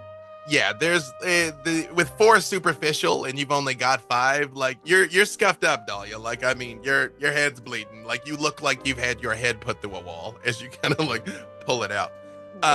He's gently. Did she still have the handkerchief in her hand or the silk piece of fabric? It's probably hit the ground at this point. He'll take out like a handkerchief from his pocket, just gently like holding it to her head, just trying to like dab up the blood. You're okay. It's okay. It blocking the view of the other two from those people so she can't see it. Alucard and Fitz. You all feel a very gentle hand on both of your backs. And you hear Agnodacy say, okay, that's enough. And your mind is your own. I mean, technically, Alucard, yours always was. But Fitz, you gain the capacity to stop, and Alucard, you gain the awareness that you should stop. She's not forcing you, but it's just like, okay, that's enough. Alucard will stop and go, I take it you can deal with them then? And Fitz, do you stop? You can. You don't have to. Yeah. You just can't. Fitz is kind of side-eyeing Alucard to see if he's stopping. Because if he's not, Fitz isn't going either. But he's like, Yeah, no. All right. Well, Alucard starts and looks Fair around enough. and goes, fair enough.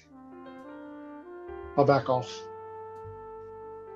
You all notice Ignacy kind of takes a step forward towards this woman, and you see she kind of touches what is almost the ruin of her nose, because again, you were feeding in a frenzy. Can you all see this picture?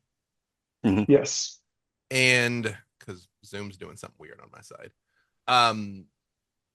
Oh, okay, I got it. And you all see on her forehead a third blue eye opens. And she reaches out and she puts a hand on her face. And you all hear like a faint, like almost crunching noise.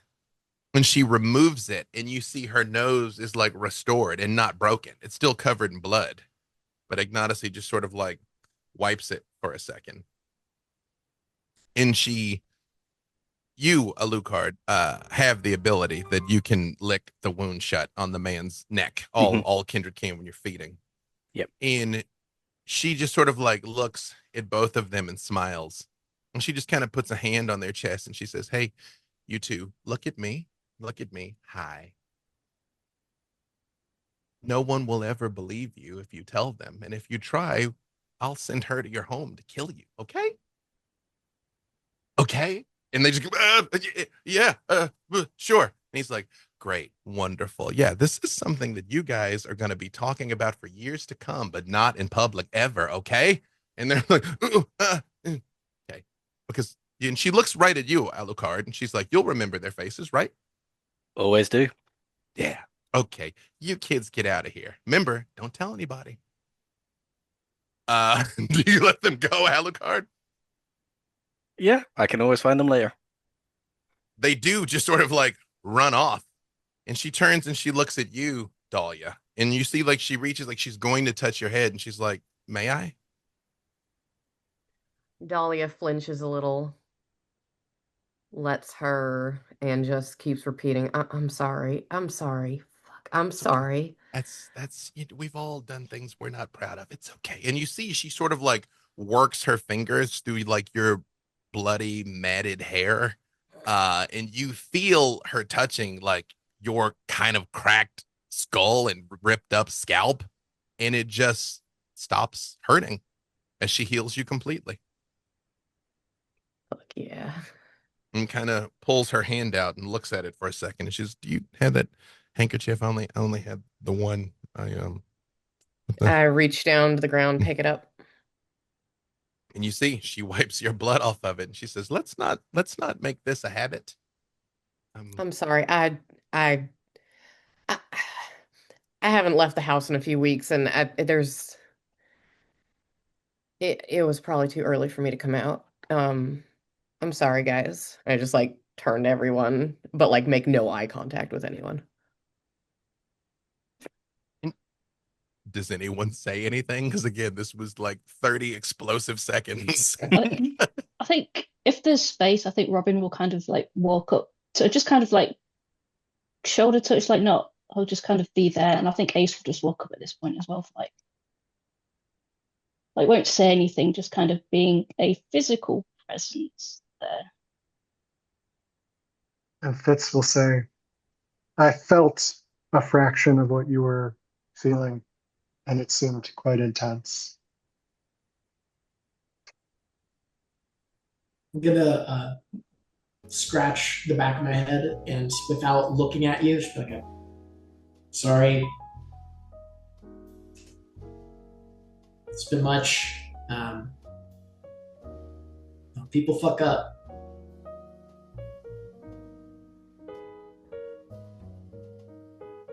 I'll make it up to y'all, and I pull away from Robin's touch. Do not make eye contact with Fitz or Snot, and move into the mausoleum. As you start to head that way, you all hear a voice from up ahead. You don't see anything. That just says, well, that was really something. I thought for a minute I was going to have to get my hands dirty. Glad I didn't have to. And you all see just standing there, a man in a tuxedo, whose eyes are very clearly sunken in gray. He has wide, broad shoulders, and is standing there holding a shotgun. And he looks like this. Yes. Glad you all are enjoying the hospitality. Do you see the picture? Mm. Yeah. Yes. Thought for a moment that we were going to have to dispose of a few more bodies. But it's all fine, and we'll make sure. Thank you, Ignacy. That those people not only realize that they shouldn't reveal what they've seen here tonight, but that they can't. Hello, Gary Golden, by the way, enchanté. He snaps his fingers, and around him, you see 4 other Nas that none of you knew were there. They are holding assault rifles. One of them has a sword. One of them is awful looking. She has nasty, tattered hair. She is the quintessential Nas is Nas, but is wearing incredibly wonderful custom couture gown. And she's holding a chainsaw that isn't on. And she's like, and she looks like this. Is it still on the screen, by the way? Mm-hmm. Yeah. She looks like this. It's showing you navigating Google and stuff. Yeah. Perfect. But she's holding a chainsaw. And she goes, Oh shit, Dahlia? Wow. I love your books, man. That scene in the barn in the fifth one, that was an awakening. Dahlia hides behind Remy. Oh, Just steps behind Remy and tries to disappear. yeah. But I mean, like, whatever. Like, I don't like read that stuff or whatever. And Gary looks at you all and he's like, yes, perhaps you would all like to make your way inside before committing any other gross violations of the masquerade. Yes, Miss Dahlia. And he just does kind of like walk right over there and he says, we've all done things we're not proud of, but you do realize you're gonna owe me for this one, yes? Whatever you need. Careful, careful. Oh, don't promise too much. A little thing. It's fine. It's fine. Isn't it fine, everyone? Yes. I mean, whomst among us hasn't freaked out and attacked innocent victims? Anyway, please make your way inside. You all go. Just Yep, before indeed. Blythe goes in, there is that like lingering look as he turns back, watching these two mortals having left, and there's just that small twinge of disappointment in his face as he turns back around to go into the mausoleum. You see Amalia looks at you, Blythe. And she looks you up and down. And she very much quite accurately names the name of your tailor. She's like, London, West End, Heathrow Tailors, 1944. You are quite astute. I am a student of couture. Also, I saw you looking at those people. You're kind of a freak, aren't you? I have my vices, as does everybody. Maybe we could discuss your vices a little later. Again, that like almost smile on his normally fairly morose expression. You see, she gently loops one arm through yours and kind of like hoists the chainsaw up on her shoulder. But when she kind of loops her arm through yours, it's uh like a hydraulic press. It's like she's made out of titanium. Like she looks soft, but she's so strong. Even though she doesn't try and hurt you, she just sort of loops it through. And she's like, I look forward to that. He'll walk And in. as you all make your way in here, you see Ignacy takes a couple steps and she stops. She goes, ooh, also, and she just kind of like holds her hand to her head. You see that eye closes, but when it closes, it's like it's gone. And she's like, I'd appreciate if you all didn't mention this. There's people who, you know, and all of you give me either wits and streetwise or intelligence and occult. Intelligence and occult. Also, does anybody have an ultra hard out at 1? By the way. Okay, all right. You said wits and streetwise and occult or wits and streetwise or intelligence and occult. There's a few different ways you can know things. I roused for occult and failed, or roused for intelligence and failed. That's 3 for streetwise. Remy, you hear, this is a disappointment, Remy. Multiple times today, members of lesser clans have proven their capability in a way that you could not. You are a representative of Clan La Sombra. By extension, everything you do is a representative of me. Everything that I do is superlative. You are not. If you continue embarrassing me, well, I will be most displeased. So we're in our scolding phase now. We would not have to be were you more capable. I will make a note of that. I wish you had made note of everything I attempted to teach you, and yet here we are. What did you... Okay, no, go ahead, Remy. I got 3 successes. He just goes, sometimes you spew nonsense. May the Dark Father guide you. He walks inside the mausoleum. Was that occult or streetwise? Intelligence and occult. Perfect. So that was 3. Everybody else? I got 3 on intelligence. Cool. 3. 5. Fits. 1. 3 for Fitz. Perfect. Dahlia, that woman's got an eye on her head. That's weird. That's weird. Everyone else is gonna have to be like the logic of the session because Dahlia's rolls are shit today. Well, it kind of makes sense that your mind is elsewhere right now. You know what I mean? You're like, that's apparently a thing that happens. Those of you that got those 3s, you have heard rumors of Clan Salubri, that there was a clan of healers, and some of them were actually great warriors, that were marked by the 3rd eye in your head, but all of you had heard they were extinct. There's not any more Salubri. Blythe, was that occult or streetwise? Occult. Blythe, with your 5, it's not just that they're extinct because Clan Tremere killed them all. So that's why there's not supposed to be any more Salubri. So when she says there's people who... Blythe, she means Clan Tremere. The rest of you, with 3 successes, just know that there's quite a lot of value in somebody that could heal with a touch or calm someone down who is losing control. That just is innately valuable. But also Dahlia, she's got an eye in her head. That's weird. That's like my brain. I feel like Dahlia's brain is just like Beela's like, okay, focal point, stay in the real world, focal point, eye on forehead, eye on forehead. Yeah. It is difficult to maintain eye contact when they got 3 of them though. You're like, wait, I don't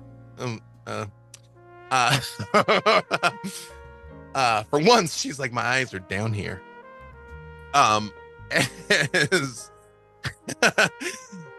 As you all walk into this mausoleum, it is very well appointed and it is very warm. And you all see pictures of people that are posted as portraits, but there's no pattern to them. Some of them are paintings. Some of them are old Polaroids that have become red with time. Some of them are newspaper clippings. Some of them are very recent Ultra 4K selfies and things. And it is very clear. Robin, if you would, roll percentile for me, 2 d10s. Ooh.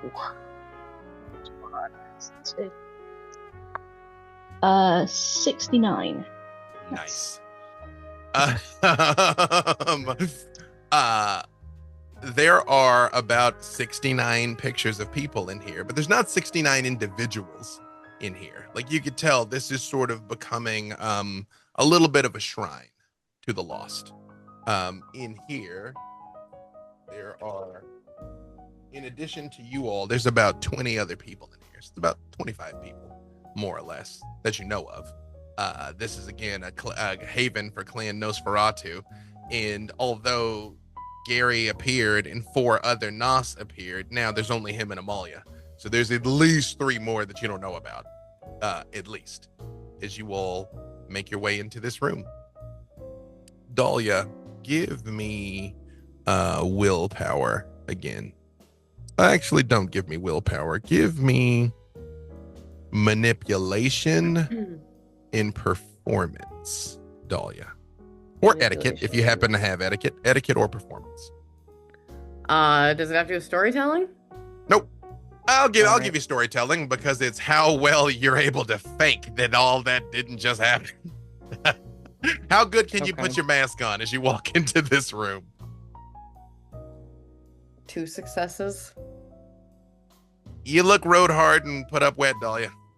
There's still some there's some streaking. There's some you're trying to Holding my head high, realizing I look like a feral something or other. But I'm pretending I don't. I will say, as you all sort of come in here and survey this room, you all see pictures or representations of the people that you've lost. Remy, there is a very flattering portrait of your sire that was painted probably somewhere in the 1800s. That is up. Those of you that have younger people that you are after, you know, there's again modern photos, but all of the ones that you have come here to remember are all represented, just sort of sprinkled intermittently with these people. And as you enter into this room, what would you like to do? Yes, Yeah, I'd like to approach. I already forgot how to pronounce it. Agnodice. Mm-hmm. Agnostice. Agnostice. Okay. Be like, hey, Doc, you got any? What? That's exactly what Snot does. Hey, Doc, do you got any? Just doing little hand gestures while making like sound effect noises. I don't. What is? Kind of fucked up.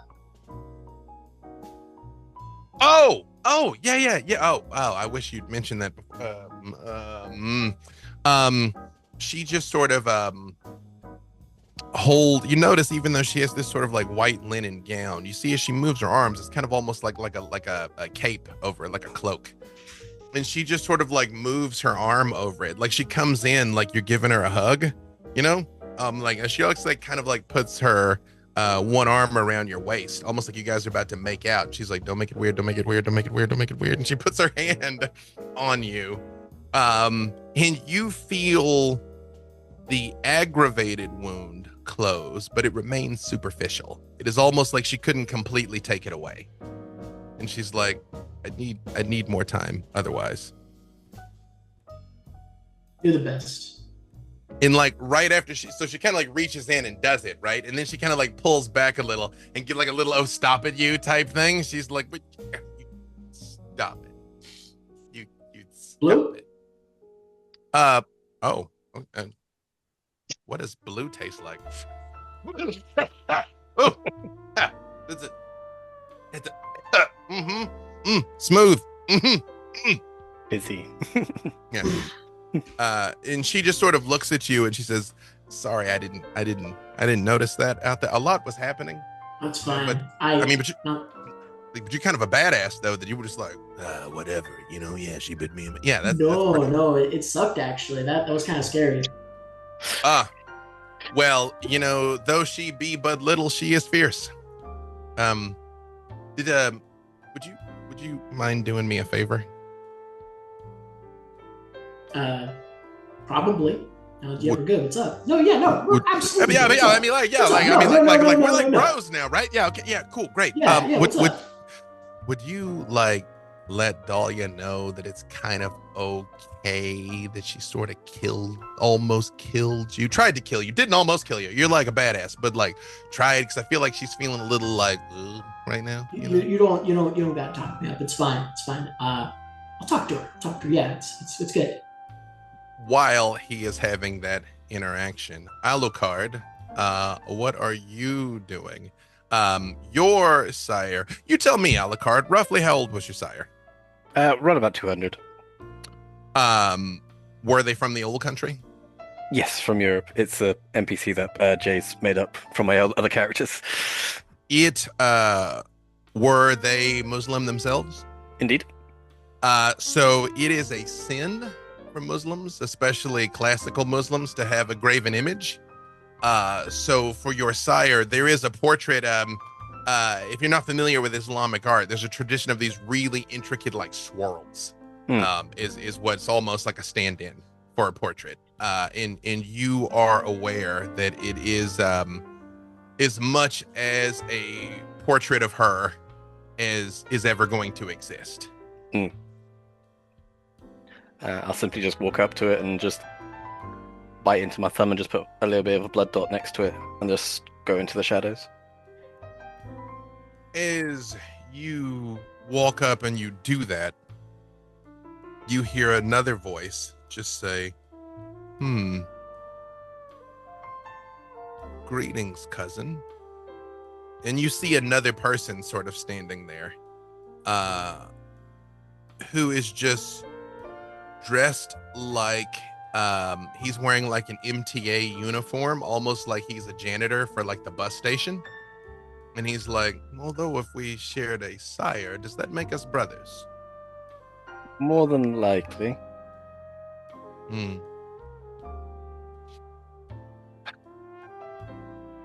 I do not believe that Zahira has actually been lost. I think it is far more likely she found it expedient simply to change her face and name, because were the mortals capable of the destruction of one such as she, there would be no safety for any of us, don't you think? No, the Inquisition can do and has done much, but she's far too much of a hard ass and a sadist to go up and die on me, so I'm sure she's still around. And he sort of takes a step towards you and he says, were they capable of such things, then would it not fall upon we who are her legacy to not just avenge her, but to bathe in their blood? And you don't really see him move. He's standing right in front of you. And then he just has this like very curved knife in his hand. It's just there. Our prerogative is not vengeance or bathing in blood, it is justice. What could be more just than revenge?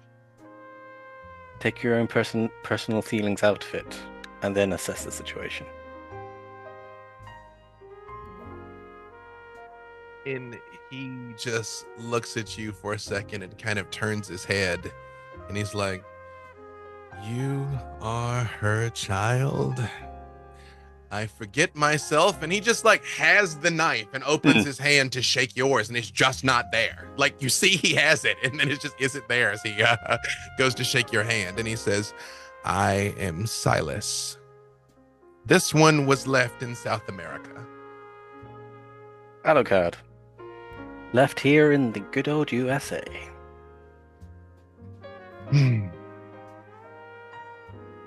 When did you last see her? About a decade ago. Similar for me. Perhaps we might share our remembrances as we observe this place. Very well. And you see, just like you were about to step into the shadows behind the painting, and as you look a little closer at it, there's 4 blood dots next to it. You've put yours there. There is another one that looks like it's drying, presumably his, and 2 that are already completely dry. As you all sort of step into the shadows. Robin, as you make your way into this place, you see Ace's tail kind of droops a little bit, and he's just like, this place is sad. Everybody's sad. Everything smells like salt. Too many tears. Okay, that makes sense. Can you do me a favor, buddy? Yes. Who Who am I biting? Because Dahlia bit that. She bit that. I mean, I can bite that guy. Like I'm. No, well, like, we're not. Can I We're not bite that biting. guy? Oh, We're can I not bite that biting. guy? But no, Hmm. I'm sorry. Yes. But Dahlia, I think if you could keep an eye on her for me. Yes. Okay. But so she hit that other lady, and you said hitting is bad. So I was gonna protect the other lady, but then I felt bad because I like Dahlia. So when she hit the lady, I was gonna bite the lady, but then the lady was sad, and I was like, You did a good job. I think it was good. You did a very good job, but now I think if you could, like I if you could just keep an eye on her for me, because I'm not sure I just, if you could, for me, be there. Yes, I got it. Perfect. And you do see he sort of like pads off sort of towards her, and you do see a picture of Maddie. You see it is one of his favorite photos that he had up on his MySpace before it was cool, which is him on a bright sunny day, like up on a mountaintop, waving, years ago before you all returned. Because I used to come over before I inherited where I am now. So I think he was kind of like almost like a big brother kind of. It's just kind of walk up to him and be, miss you, big brother.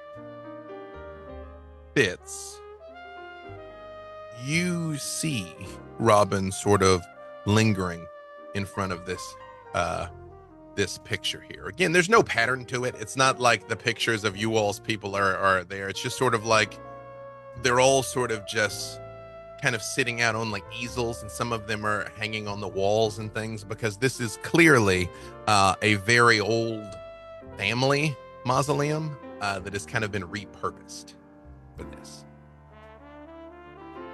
What, if anything, do you say to Robin, Fitz?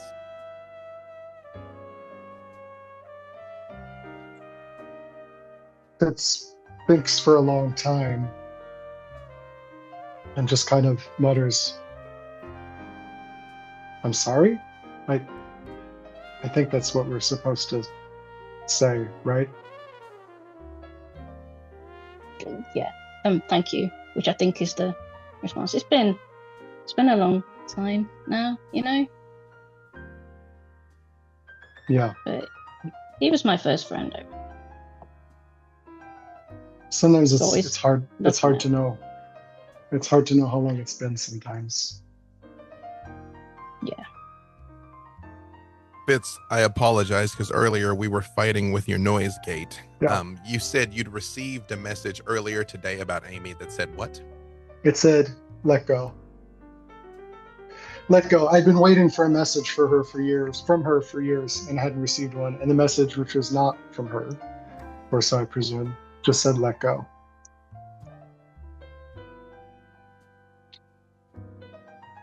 Fitz, you get another message from an unknown number. A different number than texted you this morning. And it says,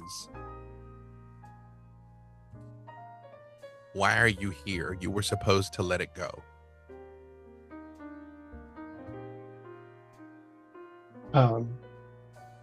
I use voice to text back. I thought this was letting it go. Was I supposed to do something else? About 2 or 3 seconds later, you hear your own voice echoing out of a nearby corner that looks empty. Well, I will wander towards that corner and see if I can sense anything unseen, perhaps.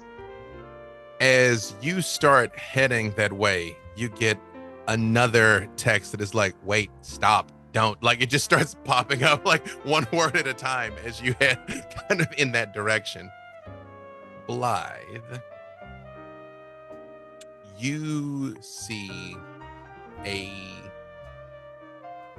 old faculty portrait of your sire at Harvard Medical. Very much looking distinguished as a pioneer in the mortuary sciences. That is just sort of hanging there. And you see there are dead roses all around him. You also see near that a picture of Lynn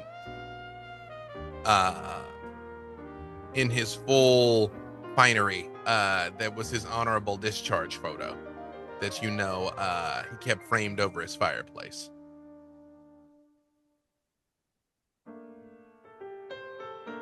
Blythe will just kind of go over and studying the picture that he's seen before, and just kind of in that moment of quiet reflection, not really paying much attention to anything else in that moment.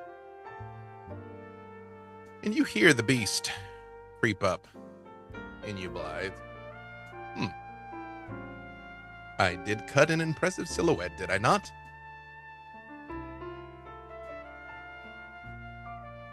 Always one to be remembered. In my experience, legacy is not for the dead, it is for the living. Whatever remains of me is of no use to me, wherever it is that I am. And yet, clearly, it is of some use to some. Which I suppose means my existence was of at least some use to some. It's of use still.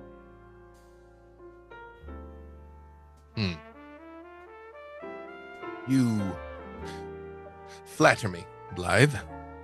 The nature of our relationship has not always been one of, shall we say, collegiate affection, but I suppose I have attempted to be of some use to you.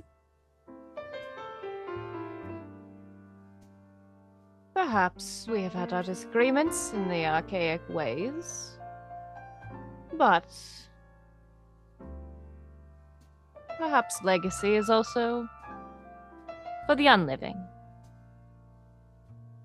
Blythe, and I ask this of all of you, those of you that have mortals, if these people were touchstones of yours, so touchstones, again, the entire point of vampire is you're a monster and you don't want to be. You are losing who you were, and you are trying to hold on to it. And this is often represented by your touchstones, which have mortals that physically embody this thing to you. Like for Victor, one of his things was slavery is wrong. This was embodied by the women that the coterie had rescued in the early days from a human trafficking ring that he paid for their college tuition and kind of always kept an eye on them, even though they didn't know he existed. Your touchstones may or may not know you exist. It could be the barista at the coffee shop you always went to. It could be a dance teacher, but it's someone who represents something. Blythe, what did Lyle represent for you? I think Lyle was sort of the last of the surviving combat patrol, really, that he had served with back in the day, and was kind of that representation of where he had come from, and the reconciliation of war and of the really what kindled his relationship with life and death and his fascination with it. Almost down the path of accepting some of the things you'd seen and experienced and quite frankly done. Mm-hmm. Remy, as you were sort of making your way through here and you see Blythe sort of standing kind of right in the middle of these two portraits, what, if anything, does Remy say to him?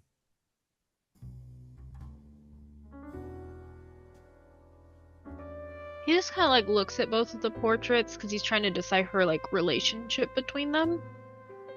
And I think he'd settle for "I'm sorry you lost them." Blythe gives a nod and kind of glances towards Remy. Is not a loss part of life? That is true. Remy, nearby these portraits, there's one of what looks like a man wearing priest robes, but also the finery of a dean, giving a speech at a college. It is shot like up from a high angle where he stands there with his arm extended, fiery, professing the gospel to these young children. And that is definitely him, Remy. That is Alexander Fernandez. How big is the photo or the picture? All of these are about portrait size because you have to kind of fit in, yeah. He's very quietly just going to say, I'm going to take this with me because he's going to sit with my family. Blythe, what, if anything, do you say when you hear that? He'll watch Remy. He goes to look at this photo and plans to take it with him and just ask, who was he to you? Oh, my sire. Oh. You had a good relationship? Exceptionally well. We were together all up until 20 years ago.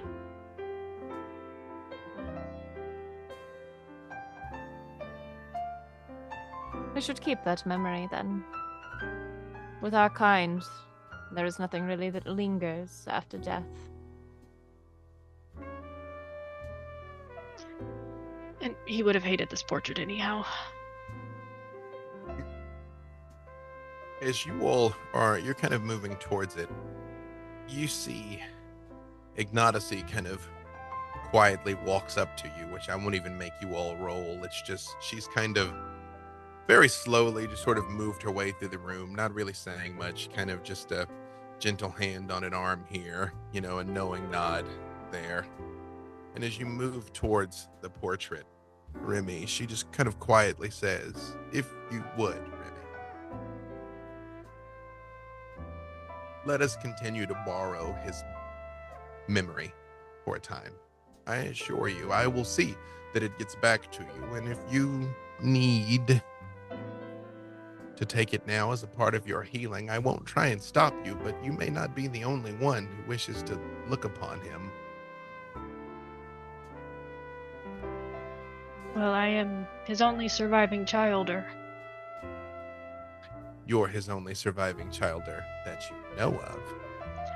Oh, if this man has created anyone else, I'm going to find a way to bring him back from the dead to hit him in the face again with this hideous portrait. And you feel the beast in you. He's like, I actually think I look quite dashing. The composition of the photo was like, look at me, like I'm towering. I am a titan. No, you theological thought. You said you were going to fight in the war. How did you end up in Siberia? There's many theaters of war, and I lived many years. Perhaps if you had paid more attention, you would have a better insight into my biographical accomplishments. No. Perhaps this is not upon me, it is upon you. No, you lied to me. Ow. This is plain. I shared fibbery. relevant details in the order in which they were relevant. Listen, again, you have been lacking in the fundamentals today, young. I don't expect you to have understood everything that I was trying to impart upon you. I do, however, find it pleasing that you wish to put my portrait to rest with your family. I find this agreeable, even if this three-eyed woman would rather you do it at a later date. I was just going to take you back to San Gabriel and leave you at the manor. That would be agreeable. Meanwhile, sorry, go ahead. Do you wish to stay? I don't hate being displayed fondly for a time. Very well, madam. If you could please... And he's going to pull just like a piece of paper and write an address. Deliver him to this address. If he gets dinged on the way, it's okay. We'll see it done. Snot. Well, actually, Dahlia.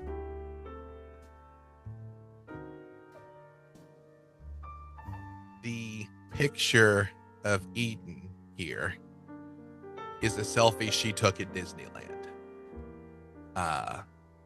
It is one of the last things she did was post it on her Instagram. And you're actually in the background. Do you mind if I interject a bit? Please. While you are there admiring this portrait, I think Snot would walk up to you. Respects for our dearly departed Benjamin Franklin. And I'll try to pass you the vape.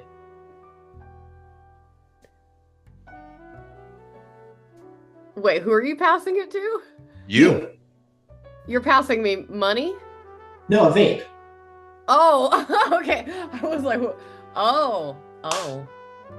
Okay, so first off. Is there something I can roll to see if I even, after everything that just happened, have the clarity to look at this image and see Eden, or just see like a person? I leave it up to you. I mean, you passed the requisite checks. I mean, the frenzy is passed. I Okay. leave it up to you to decide what Dahlia's emotional state is in this moment. Okay, in that case, she's just numb neutral. She sees it as Eden. Snot comes up and hands over the vape. Dahlia has never been one to vape or smoke or anything like that, but is feeling a little like, well, I did try to bite this guy's throat out, and this is a peace offering. So Dahlia reaches over, takes it, and takes a deep inhale of the first nicotine she's ever had before. I'm not going to make you rouse for Blush Your Life because I don't want you to freak out again, quite frankly. I mean, just imagine being like...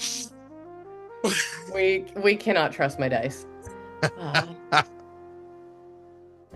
pass it back. I'm sorry again about your neck and your face and stuff. Same, man. I think we'll get better. I shouldn't. You're freaking out. It's fine. Like, people freak out sometimes. I also kind of freaked out because it was I'll interrupt myself by taking a very just obscenely long pull of the vape for like a solid 20 seconds.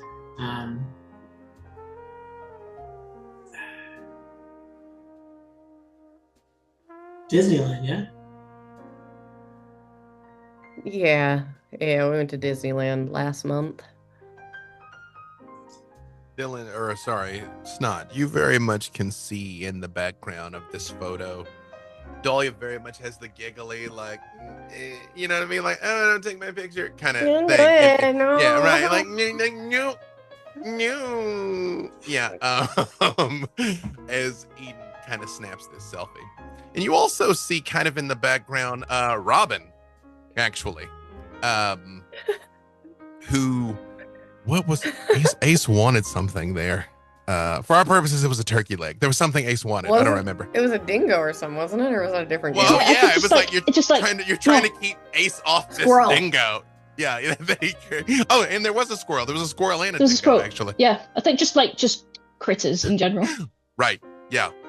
And there was a lot was happening. You also see, Robin further in the back with Ace trying to restrain him from trying to get to this squirrel. Can she actually talk to the dog? I know some people talk to their dog, but can she talk to her dog? Yeah, she really talks to her dog. Fuck. Right? It's kind of cool. I wish I could do that, but I gotta figure that out. I gotta figure that out. Because most of the stuff is it's kind of fucked up. But that's cool. That's actually cool and not fucked up. She can also look like a dog and stuff. So like a furry? Fits. Meanwhile, he's like a furry. Fits. is you are walking towards this kind of dark corner and your phone keeps pinging like, no, stop, quit, stop. You finally hear a voice say out loud, Fitz, stop. But you still don't see anything. Who is that? And where are you? Do give me your wits in awareness and your aspects. Fitz. Okay.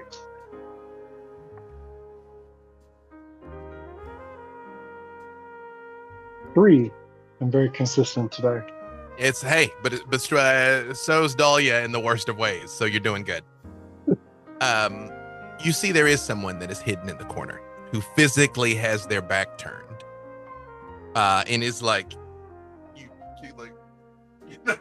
like they're typing on a phone, and like kind of look over their shoulder at you, and then like look back again, and she's like, I don't want you to see me like this. I will walk over and stand with my back to hers and continue to voice to text into my phone. Is that you, Amy? I haven't heard from you in a long time. And again, you hear your voice right there, and she's like, okay, you don't have to voice to text. It's yes, it's me. And look, I did a lot of hacking. I was like, AI is going to destroy us all type thing. And I poked around in some databases that I shouldn't have poked around in. And I found some people that I wasn't supposed to find because apparently there's like a lot of shit in this world that's a secret. And I kind of had an offer I couldn't refuse where I sort of joined up,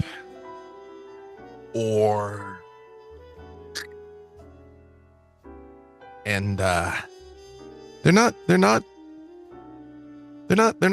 bad people. But it just sort of I'm not who I was, or maybe I'm more of who I am. I don't know, but I just didn't.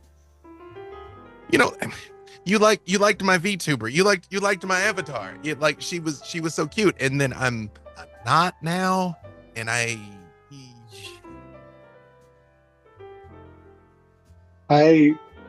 have had something similar happen to me, and I'm quite different than you might remember also, but it was our minds that connected. That has nothing to do with avatars or whatever these meat sacks are. It was intellect. Is that? And I want to know all the secrets, but if that intellect is still there, then you're still the person I knew. Well, there are so many secrets. Okay, wait. Do me a favor. I'm not gonna do anything weird. I promise. Okay, close your eyes. But you gotta keep them. You gotta promise me you're gonna keep them closed. Okay. And turn around so you can look at me, but like just keep them closed though. And you rotate to where you're facing this person, and she's like, I just want to see you one more time before you see me, and then like your face changes or something, because you're gonna see what I'm like now, and I wanted one more memory of this face. And you do feel like somebody reach out and touch the side of your face very gently. And she's like, I like the beard though. You look distinguished. It took a long time to grow. Thank you. Well, from what I understand, you get to have it forever now, so I hope you like it, because I assure you there's worse ways to look. Okay. Well, just real quick, and you like feel like a hand physically over your eyes, and she's like, okay, just like promise me if you're super grossed out that you'll like fake it, and you can just like turn around and I'll walk away, and then like you can throw up or whatever, but like don't let me see that you do it, okay? I can promise that. Okay. All right, I'm ready. You can look at me. Okay. And it's Amy. But she almost looks like, when a very unflattering flash bulb goes off, like flash photography, she looks like that. She looks pale and washed out. Her eyes are red, like red eye. It is like she is perpetually frozen in the moment of like an incredibly unflattering photo. You can see bluish veins in her skin. Her hair is like very thin and it almost looks like it's being blown back. Um, she is clearly a member of Clan Nosferatu. Yeah. Can't filter this. I mean, I tried. Yeah. So I just sort of keep to the shadows. I stay out of the way. I realized there are people that can and will hurt you, and I didn't want them to. So I sort of stayed back, and then I knew you were looking for me, and then I was like, hey, don't. And then I know you, and I was like, when I tell you not to, you're gonna. And then, but I couldn't be like, hey, I'm sort of a horrible monster now, and there's monsters, like real ones, not just the ones that like control hedge funds and shit, although those are monsters, but some of those monsters are monsters too. And then this happened. There's a lot of monsters in this world. But what's important is what kind of monster you try to be. And what kind of monster are you trying to be? Well, they call me Amy now, like AIMY, Amy. Like That's cute. I thought it was stupid, but okay. If you think it's cute, that's cool. But I was being polite, but cute. Sure. You don't think it's cute, and she like hits you, like, hey, you drive a fucking Tesla, so I mean, who's being judgmental now? Like, think about that, because you could afford not to, bro. Like, you could. I put the bumper sticker on it. Okay, I put the bumper sticker. Okay. I just. Would you like a better car? I can hack one of Elon's accounts and make him buy you a better car. Like now, I could. Actually, I would like that. I'm really sick of this Tesla. Yeah, you should be. Like, I'll get you something with like way better gas mileage, electric. That like like kids didn't die while they were mining. The hell's the name of that thing they make the batteries out of? I'm flustered right now. Okay, hi. Hey, hi. So you want to like know who really rules the world? I want to know everything. You are not going to believe this. And she gets real close to you and she's like, did you know vampires are real? It turns out that no way, yeah. Bro. Yeah. Like what are the chances of that? Wait, why are you still hot? Meanwhile, Dahlia, if you would roll for me, uno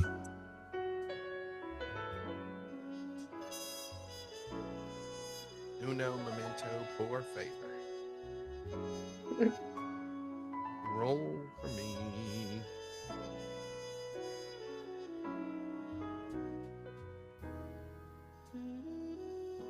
Your resolve and aspects.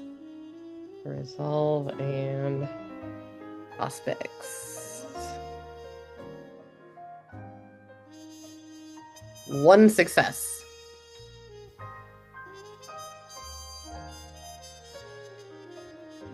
Don't.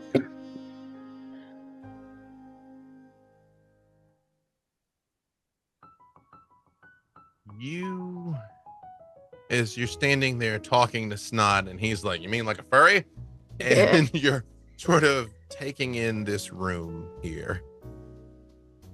And you see these people, some of which are friends, some of which who are becoming friends, some of which would be super within their rights to think that you are massively uncool, but still kind of seem to be nice as you're surrounded by these faces. And your eyes sort of take in this picture of Eden. She sort of kind of steps out of the picture and kind of comes towards you. And her face looks very warm. and she looks really happy to see you. And you almost unconsciously kind of want to take a step towards her. She just holds her hand up. And she points at her watch. And you know she means it's not time. But she turns and she points behind you. And as you turn around behind you, you see here in this mausoleum 8 dead people standing there. 4 Like young ghosts. men. Yeah, but they're not Okay, ghosts. okay. Like they're standing there physically, but they're clearly Oh. dead. They've been murdered. It's like they don't look semi-transparent or anything. It's 4 young men, 4 young women, and they've been murdered incredibly brutally. And as you're sort of seeing them looking at you, you hear, excuse me, ma'am. Are you Dahlia, the author? And you sort of snap out of it. And, I'm over here. Excuse me. Am I? And he like leans in front of you. And Snot, you see this too. And in front of you, you see a very disheveled looking man. He is wearing a shirt and tie, slacks, a raincoat that looks very disheveled. He looks like he's probably slept in these clothes. He has deep, dark black rings under his eyes. Like simultaneously looks like he just woke up but somehow hasn't slept in weeks, maybe. And he sort of kind of like idly rubs the side of his head, and he has a notepad and a pencil. And he says, ma'am, my name's Detective Zulian Trabajo. You can call me Zul. I'm investigating some murders. But he sort of like looks both ways and he says, you're sort of a fellow moon child, right? Like we see things different, right? Yeah. Yeah. I don't mean to be too forward. And he looks at you, Snot, and he's like, sorry about this, fella. I didn't mean to intrude on a tender moment or whatever. That might have been. No, it's good. I don't really talk to cops, and I'm just gonna go. I don't. That's fine, because I don't really talk to perps until it's time to talk to perps, But Miss Dahlia, I sort of had one of those visions while I was investigating. Does that you ever get those where you like see stuff that happens? I like look at him, look around. I'm like, yeah. Well, I saw the sun rising, yeah, and I was out in it, and the sun was like pink. It was like pink like your hair, and it was hitting me, and it was like burning me up, and I like couldn't stand it because it was so beautiful, and this like gorgeous pink sunrise kind of destroyed me, but I sort of liked it. You got any idea what that could mean? And here in this place, having met new friends, reconnected with the past, and perhaps finding out that there is a lot more going on than you all might have expected, that is a good place for us to stop, because there's quite a lot more. But that being said, to tie this off before we get to the end, because we did detour a little bit into some freakouts and stuff. A couple of things are going to happen after this. First, Robin. Where does Robin go next after this?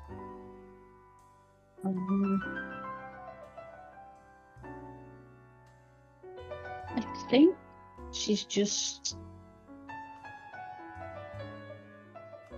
like, after she's sort of like feeling, I think she's probably like going to just go outside and just like wander a bit until she has to start making her way home. Kind of like make eye contact with Ace and just kind of letting Ace hang around a bit. But yeah, just kind of, I guess like leave the cemetery, just kind of like hang around where they entered.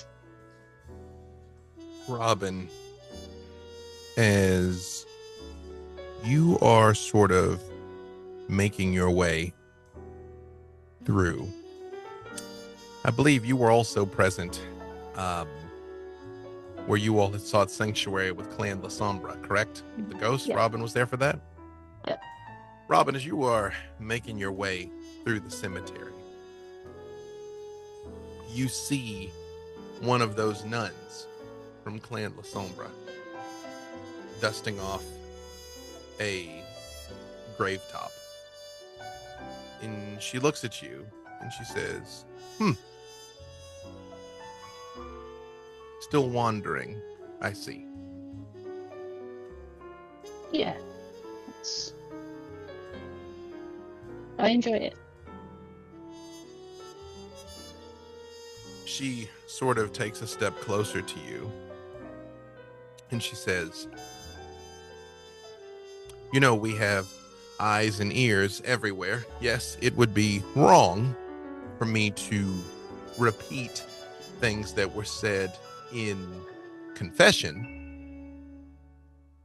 but I could perhaps repeat some things that were said in confession, if you understand my meaning.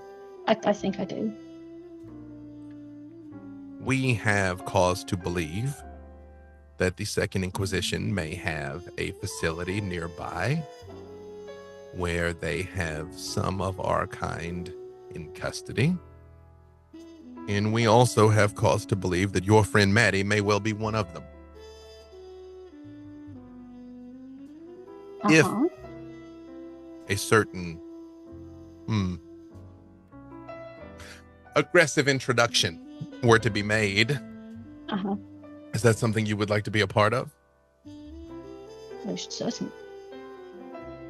And you see, as she says this, and as you say certainly, you see come out from behind her tentacles of darkness start to extend outward in all directions.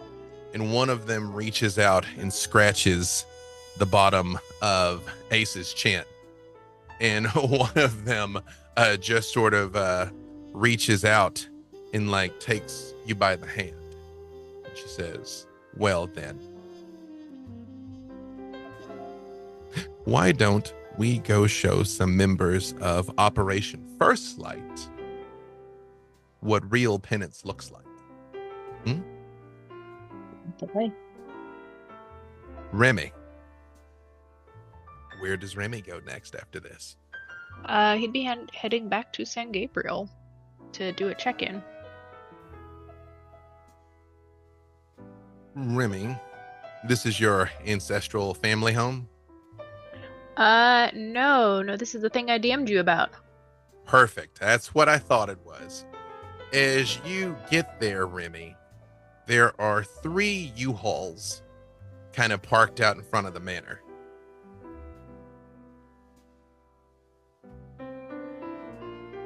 Interesting.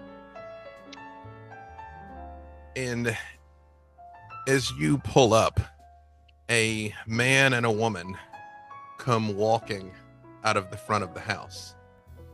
Both of them are beautiful. Almost a little too beautiful.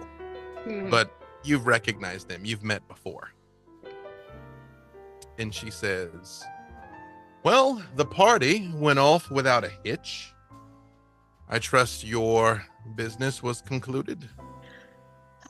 Yes, unfortunately, he wants to keep his little painting in a mausoleum. You know, at this point, I'm just gonna let him. Interesting. He still exerts some sort of will over you. Good. You know what that means.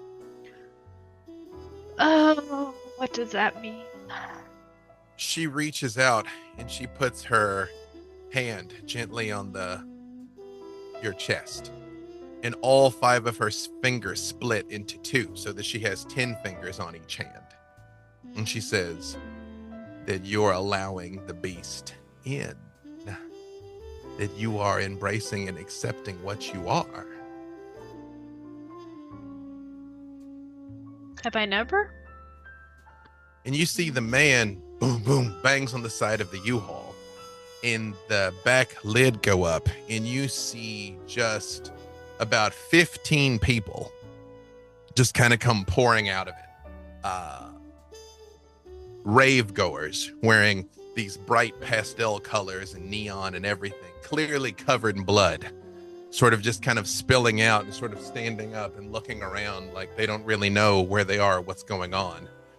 And she says, and the man looks at you and says, yeah, the recruiting drive was a success. Yeah, we have many eager new recruits. It goes so much better when you do the mass turning, yeah? Ravers? Really? I think we can step this up. It's yes, but they were all together, and it was so easy, and all you got to do is say we're going to do the party, and you're going to feel like you're flying, and then just look. Here they are. You said you wanted us to start building up our numbers. Here's the numbers. That's not how we did it in Atlanta. Not at all. Yeah, but in Atlanta, we got the idea, and the government people came with the missiles, and so now we do things different, we discuss, yeah? Right. So what are we doing? Whipping them into shape? Yeah.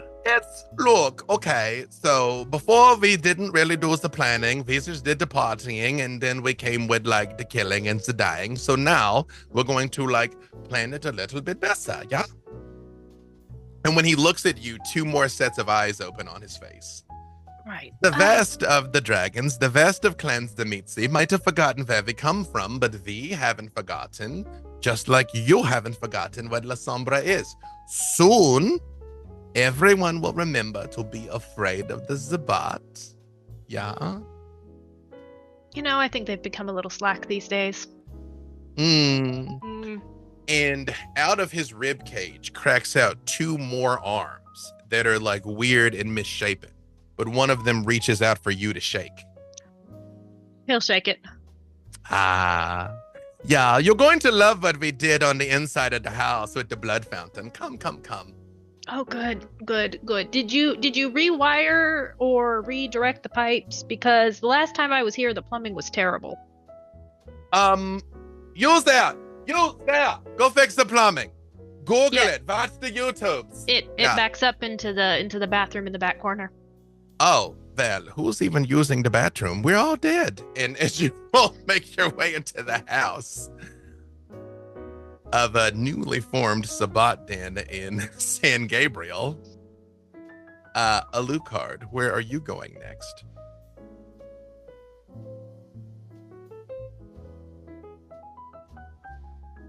You're muted. You are muted if you're talking. I was muted. Apologies. No problem. Alucard's going to go tie up some loose ends because he doesn't like loose ends, so he'll use his blood sorcery to illuminate the trail of prey and go find those 2 civvies who he doesn't want talking because we don't want any masquerade breaches. Alucard, you follow them quite some distance. It's clear they get into a car and are taken to North Hollywood, to a club that is thumping and busy. Even on a Sunday night, it is packed and there is a line down the wall. And as you make your way up into the VIP, following this trail of people, you finally come to the VIP and you see those 2 people sitting there drinking drinks, looking happy in a fresh pair of clothes. And you see a large man in a suit with a hat on sitting there with them, who looks a lot like me. And he looks at you and he says, oh, yeah, Gary texted me about you. You were coming to make sure that they don't, yeah? Yes, Baron. Oh, I assure you, they've forgotten all about it. Right. No, they've had a wonderful night. And he stands up and extends a hand, and he's like, "You've heard of me. That's flattering. Baron Victor Temple." It's a pleasure, the undisputed Baron of the Valley. The message is spreading. Hey, listen, you're thorough. I like that. No loose ends. I like that. I'm gonna clearly have to have a word with Dahlia about impulse control. But she's had a rough couple of weeks. Hey, I might need your help with that, actually. Say the word. Well, I've got a couple of leads on who might have actually put that hit on her friend. But I might need your help maybe getting them to talk a little bit. Talk? We need the confession first. Don't just... All I'll need is a pint of their blood, Baron. What a coincidence. Step this way. And he motions for you to head into his office. Fitz, what do you do next? Fitz just wants, the entire download of everything from Amy. And what he would say is, before this change that we both have somehow gone through, which is statistically extremely unlikely. I did the math. It's a lot. Our brains couldn't really handle truth and everything that's real. And I'm not sure that they can now. So I've been practicing breaking my brain into pieces and putting it back together. And yeah, I know. We did a lot of ecstasy. I remember, Fitz. Yes. Yeah, yes. That's a better shorthand. You're right. I'll just say ecstasy next time. Well, Fitz, by chance, do you have premonition? I do. I believe so. Yes, I do. Fitz, as she starts to give you the download, some of which you knew. Roughly how old is Fitz? I mean, as a kindred. 15, 20 years. Some of these things you knew. A lot of it you didn't. You didn't understand how much of AI research was actually directed by Clan Nosferatu expressly at the behest of the Camarilla. You find out that there are humans that are capable of miraculous things, borderline impossible things. And she starts telling you about something called the technocracy. And while she is explaining, that's exactly the reaction we want over there, Remy. That is the appropriate reaction to the technocracy. Fitz, the vision comes upon you. While she's talking to you and explaining this all to you, she insisted on telling it to you in person, so it couldn't be tracked or bugged or recorded. And try as you may to listen, you can't quite manage to keep track of all of it, because you see Los Angeles. You see the city. And as you zoom out over it, you see it looks like the old game The Sims, if you remember. That you were, even as you were looking at it, you're like, why are they building so many fire stations there? That is inefficient that you put 6 of them right there. And then there's tornadoes, and there's earthquakes, and there's fires, and a UFO, but you realize the UFO isn't a UFO, but it's a UFO somehow, as it's attacking the city. And you see that there's someone that is playing the game. There's somebody who is at the keyboard. Like, you are aware that there is someone who is inputting the keystrokes that is making all of this happen. Everything you think is random isn't. Everything that you think is unrelated is. That there's something that you're not noticing, and it is happening right in front and over you, and you snap out of it. And she's like, and that is why everybody is getting their fucking location turned on fucking Instagram.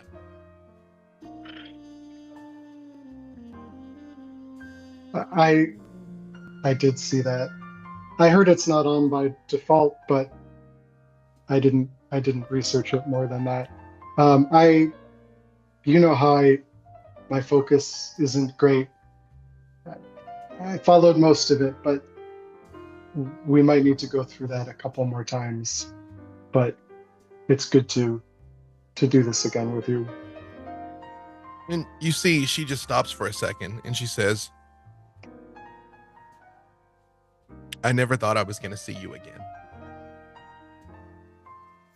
I thought you wouldn't want to see me. And I'm sorry that apparently we both got killed and turned into monsters. Yay. At least We've got more time now. We have more time now. To take down the man. For revolution is what we have time for. Right? We've got plenty of projects. Also, I got you a Nissan Leaf that isn't technically street legal because it'll go 340 miles an hour on it. Please tell me that Elon massively overpaid for that.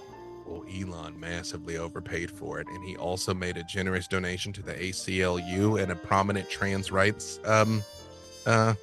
organization that may or may not be run by thin bloods who actually can alter their body. That's a thing also. Did you know that there's a thing called thin bloods? Blythe.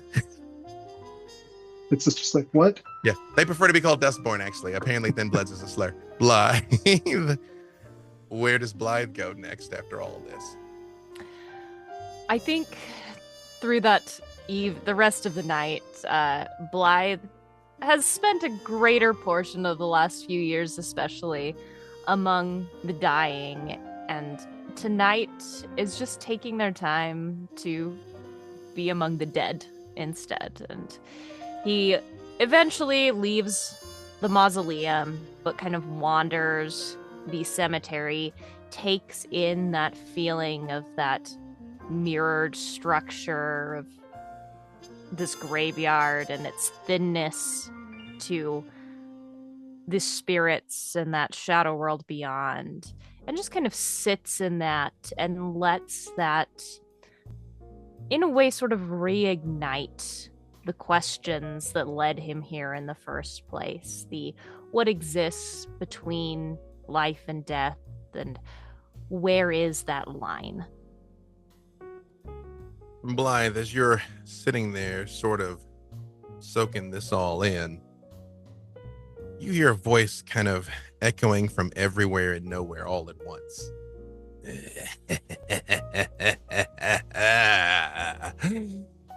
All right.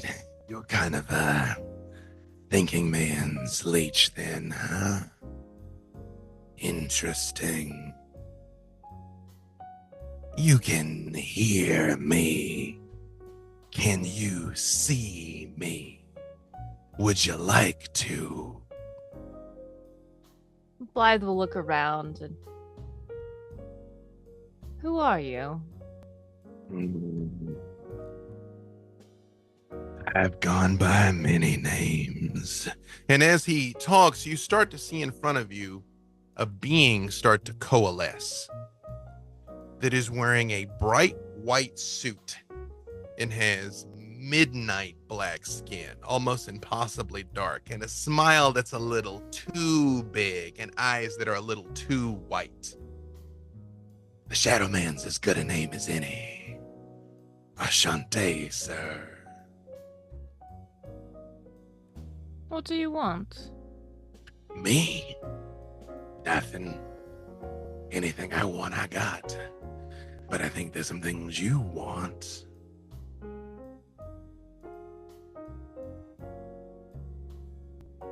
Trying to understand what all of this is. Yeah, I know. It's a little bit of a bullshit catch-22 you've gotten yourself caught up in. You want to know about a spirit world that is forever lost to you, about an afterlife that you require a soul to pass into, and seems like you might be fresh out.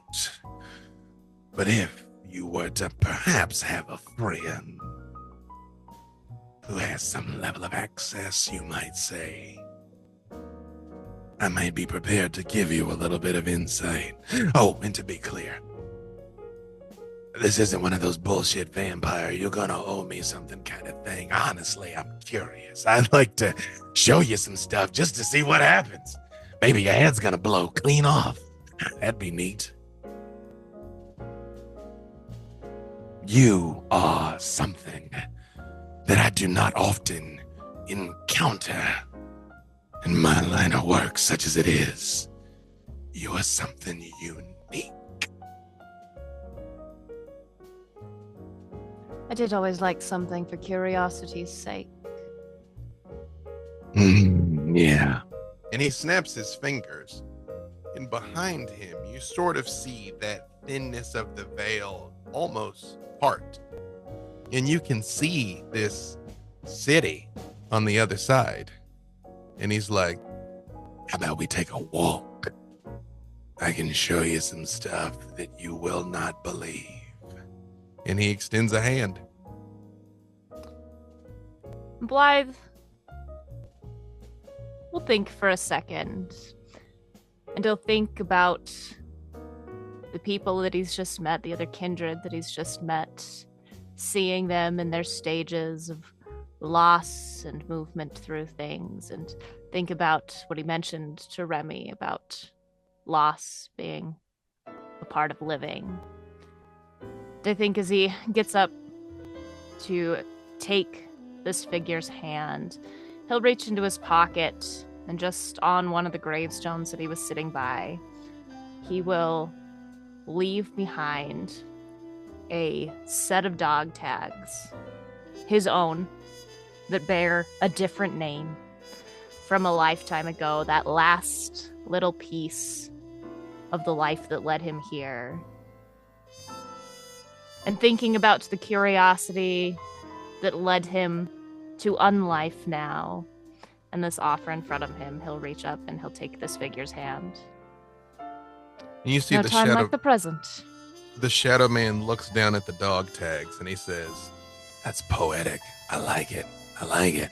And turns and leads you into the Shadowlands as the boundary begins to firm up behind you, Blythe. And Snot, where do you go next after all of this? Bit of a rough night. I think I would go and pay my touchstone visit. Who is my neighbor, Cynthia. She is under house arrest, and she is watching over my cat for me.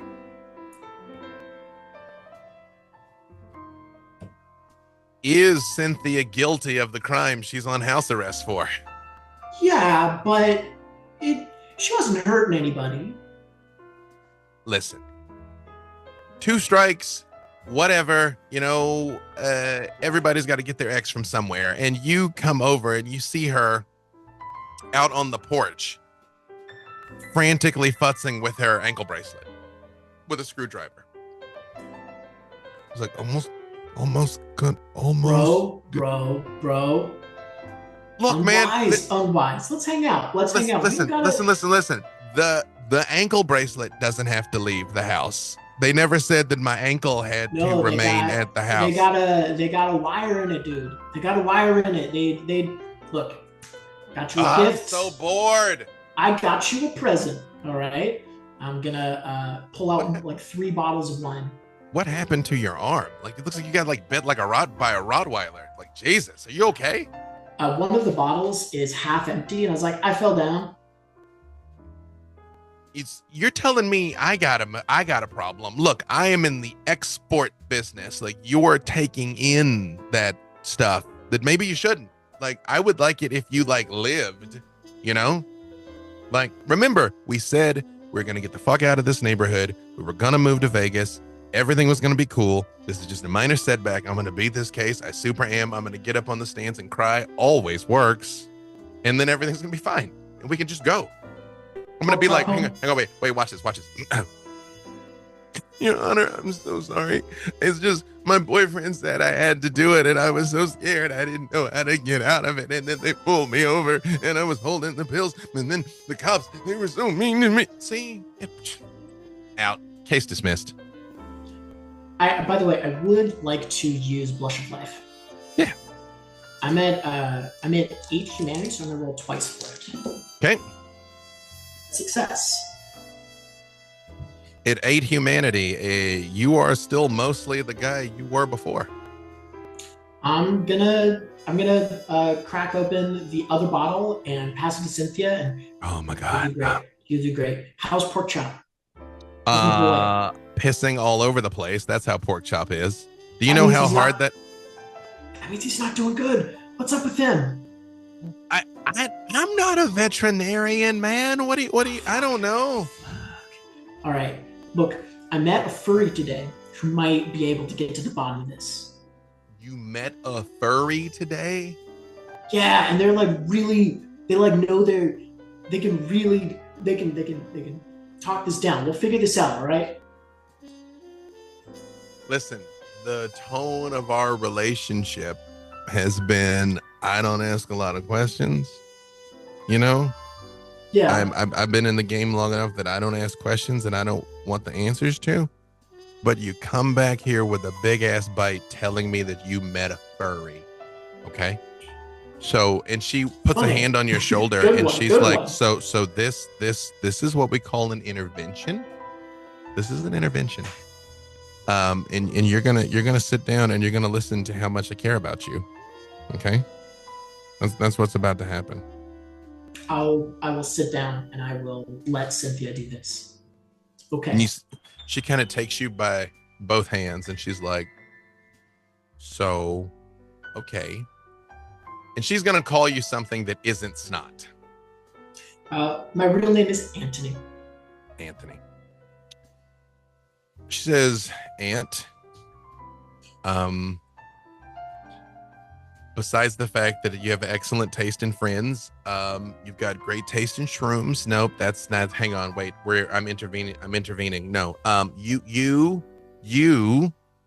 are worthy of love and respect, and you don't have to self-medicate, and you're allowed to have shoes that aren't held together by electrical tape, and you don't have to just give everything to everybody else. Like you get to have, like, you know that, right? Like you get to have, not just give, receive. I met some strange folks, dude.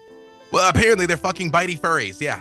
No, that was unrelated. That was actually a bit of a wild animal. I don't want to talk about it. You met people that are stranger than that. Okay, furries aren't that. They're not that weird. They got hobbies. We got hobbies. They got hobbies. It's fine. I'm not kink shaming. I'm kink questioning. I'm kink asking why. A kink inquisitor over here. I feel like it's that. Ooh, I should like make that my new internet handle. Like I could make some money off good. of that. Like kink inquisitor. I could do it like a fandom thing. Like I could just make fun of dudes and they give me money. Oh shit! Okay, that's pretty cool.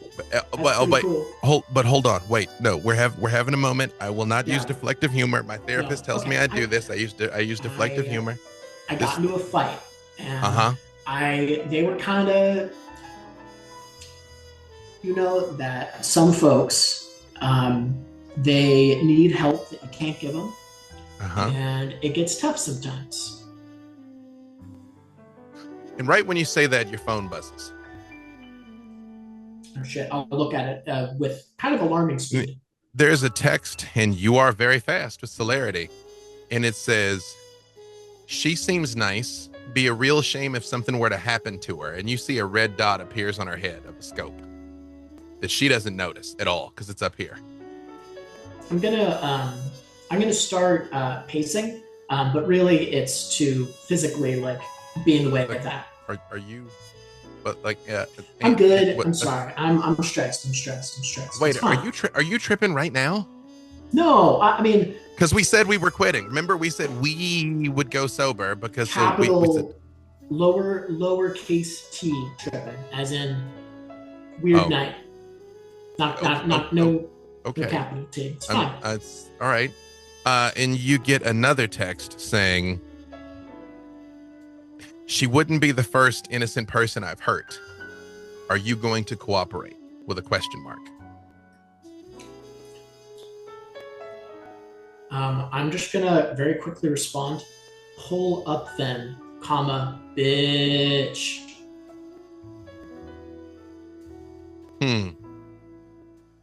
Is it your intent to offend me? Is the next text that comes through with a question mark. Is it your intent to be a bitch? Square up. You have a problem. It's with me, right?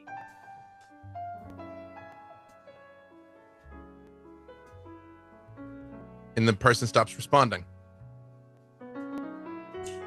And you see the dot disappears off her head. All right. You said you're gonna leave? I'm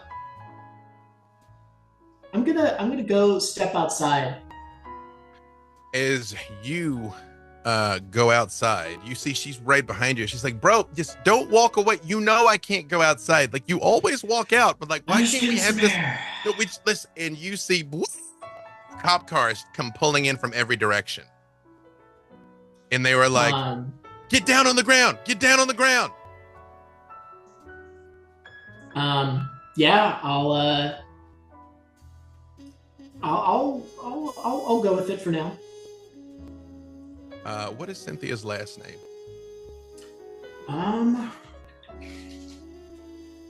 Cynthia's last name is Rainier. Cynthia Rainier, you are under arrest for possession with the intent to distribute, human trafficking, and murder. And she's like, what? And you see SWAT runs in and starts taking her into custody. And Snot, your phone rings again and just says, "You should have been more respectful." And last but certainly not least, Dahlia. Well, okay, so here's the thing. Dahlia was walking her way over to Snots to knock on the door and ask if he had anything stronger. But as she's walking up the sidewalk, sees all these cops and they all this fucking chaos. Throw him down or pulling this girl out of the house. Yes, you see all this, Dahlia. She's gonna stop in her tracks, realize she's covered in blood and stuff still. Does it look like Snot's in like getting dragged away too, or? As of this exact second, unless he starts fighting back, they're just sort of getting him out of the way because they're here for her. So yes. Okay. Yes, if they're just getting me out of the way, I'd like to look around and see if I can spot someone who is like observing from a distance. They definitely jam you up, like throw you down type thing, you know what I mean? Sure. But they are very much just trying to pull Cynthia away. Dahlia, you can give me your wits and awareness, Snot. But yes, Dahlia, you see all this happening. Wits and awareness, Yeah, you both give me not having to do with micro expressions, right? Not this time. Just always gotta check. Always gotta check. Okay. 1, 2, 3, 4, 5, 6, 7 successes. Hooray! Crit or no crit, Dahlia? Willpower? There was a crit, yeah. Oh, okay. Can I use willpower on You blood sure die? can. No, not on the blood dice. Okay. Only the black dice. Got it. That's going to be 3 successes. No, Snot, but a lot is happening. Dahlia, 7 with a crit.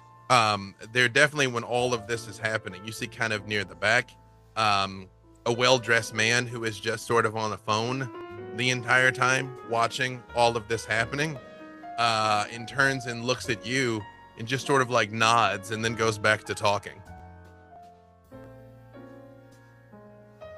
Do I recognize him? Never seen him before. Just looks like a young, clean-cut guy. Dahlia turns around, starts walking the other way. I will say 7 with a crit. Neighbors are coming out. You know what I mean? Like people are starting to like look. You see like kids popping up in windows and like people kind of pulling them down.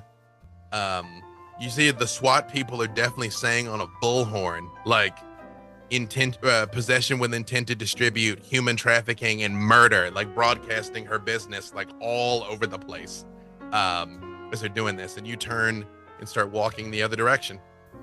As quickly as possible and as discreetly as possible, and then I send Snot a text like, hope you're doing okay. It was nice to meet ya. At this exact second, he is somewhat indisposed as he's getting jammed up. But after a minute, a black Maybach Mercedes comes driving up. In the window lowers in the back, and you see Skylar Bixby. The Ventru. Is that the motherfucker that did the thing? You don't know. The last thing she said to you is that your intent to offend me, and then after that, Eden's house got blown up. So she just pulls up and she's like, Dahlia, what are the chances that I would see you here? I was just on my way to Hollywood Dahlia forever. gets in the car with her. Do you get in? I get in. As you open, she's like, ooh, okay, let's see where this goes. And as the window goes back up, as you hop into the car, that is a good place for us to stop. So there you go. Thank you all for joining us. Thank you all for playing. I will make a note of the fact that you got in the car with Skylar. I would like to try to follow these cars. If that requires a note as well, or pick up, but I'm gonna say with only 3 successes and Cynthia being arrested in front of you. And not that car, Cynthia's car. I'm going after Cynthia. Oh, okay. You know what? Hold on a second. Actually, it's not. Is it so they are going to cuff you? That is their intent. Is it your intent to you, even as they like brace you and throw you down, do you let them cuff you? I'm kind of curious about the like limits of if they're going to try to cuff me, fuck no, I'm getting out of there. All right. I would say, because you have 2 levels of potence. Yeah. You're pretty sure even if you let them cuff you, you could probably break it pretty easily. All right. Yeah, in that case, I'll let them cuff me. Right. They cuff you, stand you up. And you're looking as you see Cynthia is getting loaded into the car. And she goes, Aunt, I promise you I didn't. And they slam the car door on her. And you see a man comes walking up to you wearing a full helmet in tactical SWAT gear, but with a very large cross hanging from it. And he just sort of looks you up and down and he says, you still believe you're like us, don't you? What, like a cop or something? You see, he just looks at the police that are kind of like holding your arms, and he just looks at them for a second, and they like let go of you and just like walk away. So you're just standing there handcuffed in front of this man. And he says, I realize you wish to do something foolish, Abomination. You would be doing me a favor. I would like nothing more than to reduce you to ashes here in this yard. Unfortunately, because of the circumstances of our war, I cannot allow these innocent people to know that beasts like you walk among them. Innocent people like her? He takes a step closer where he's like right up next to you, and he says, I didn't risk her life. You did. Death surrounds you like a shroud. You I think brought death it here to her. surrounds you. I think death surrounds you, actually. I think you did the things. That's you, man. Can I see your face? I'm going to go have a talk with Miss Rainier. I fully anticipate you to attempt to follow, and when you do, he reaches out and he touches you with the cross, and it burns. Like it melts into your... Yeah. Remember that when you look in the mirror. And he just turns and walks away from you. I'm still following him if I have the opportunity. And with Snot attempting to follow this agent of the Inquisition, as Dahlia rides off into the night to an unknown inn, as Blythe enters the Shadowlands, as Fitz has his awareness open, as Robin is offered the opportunity to raid a second Inquisition locale, and Alucard is on the trail of a murderer. That is really a good place for us to stop. Sorry. Now, It's like a Minnesota goodbye. Oh, uh-huh. Yep. That's I am very clear that well, well. Oh, but before you go, yeah, exactly.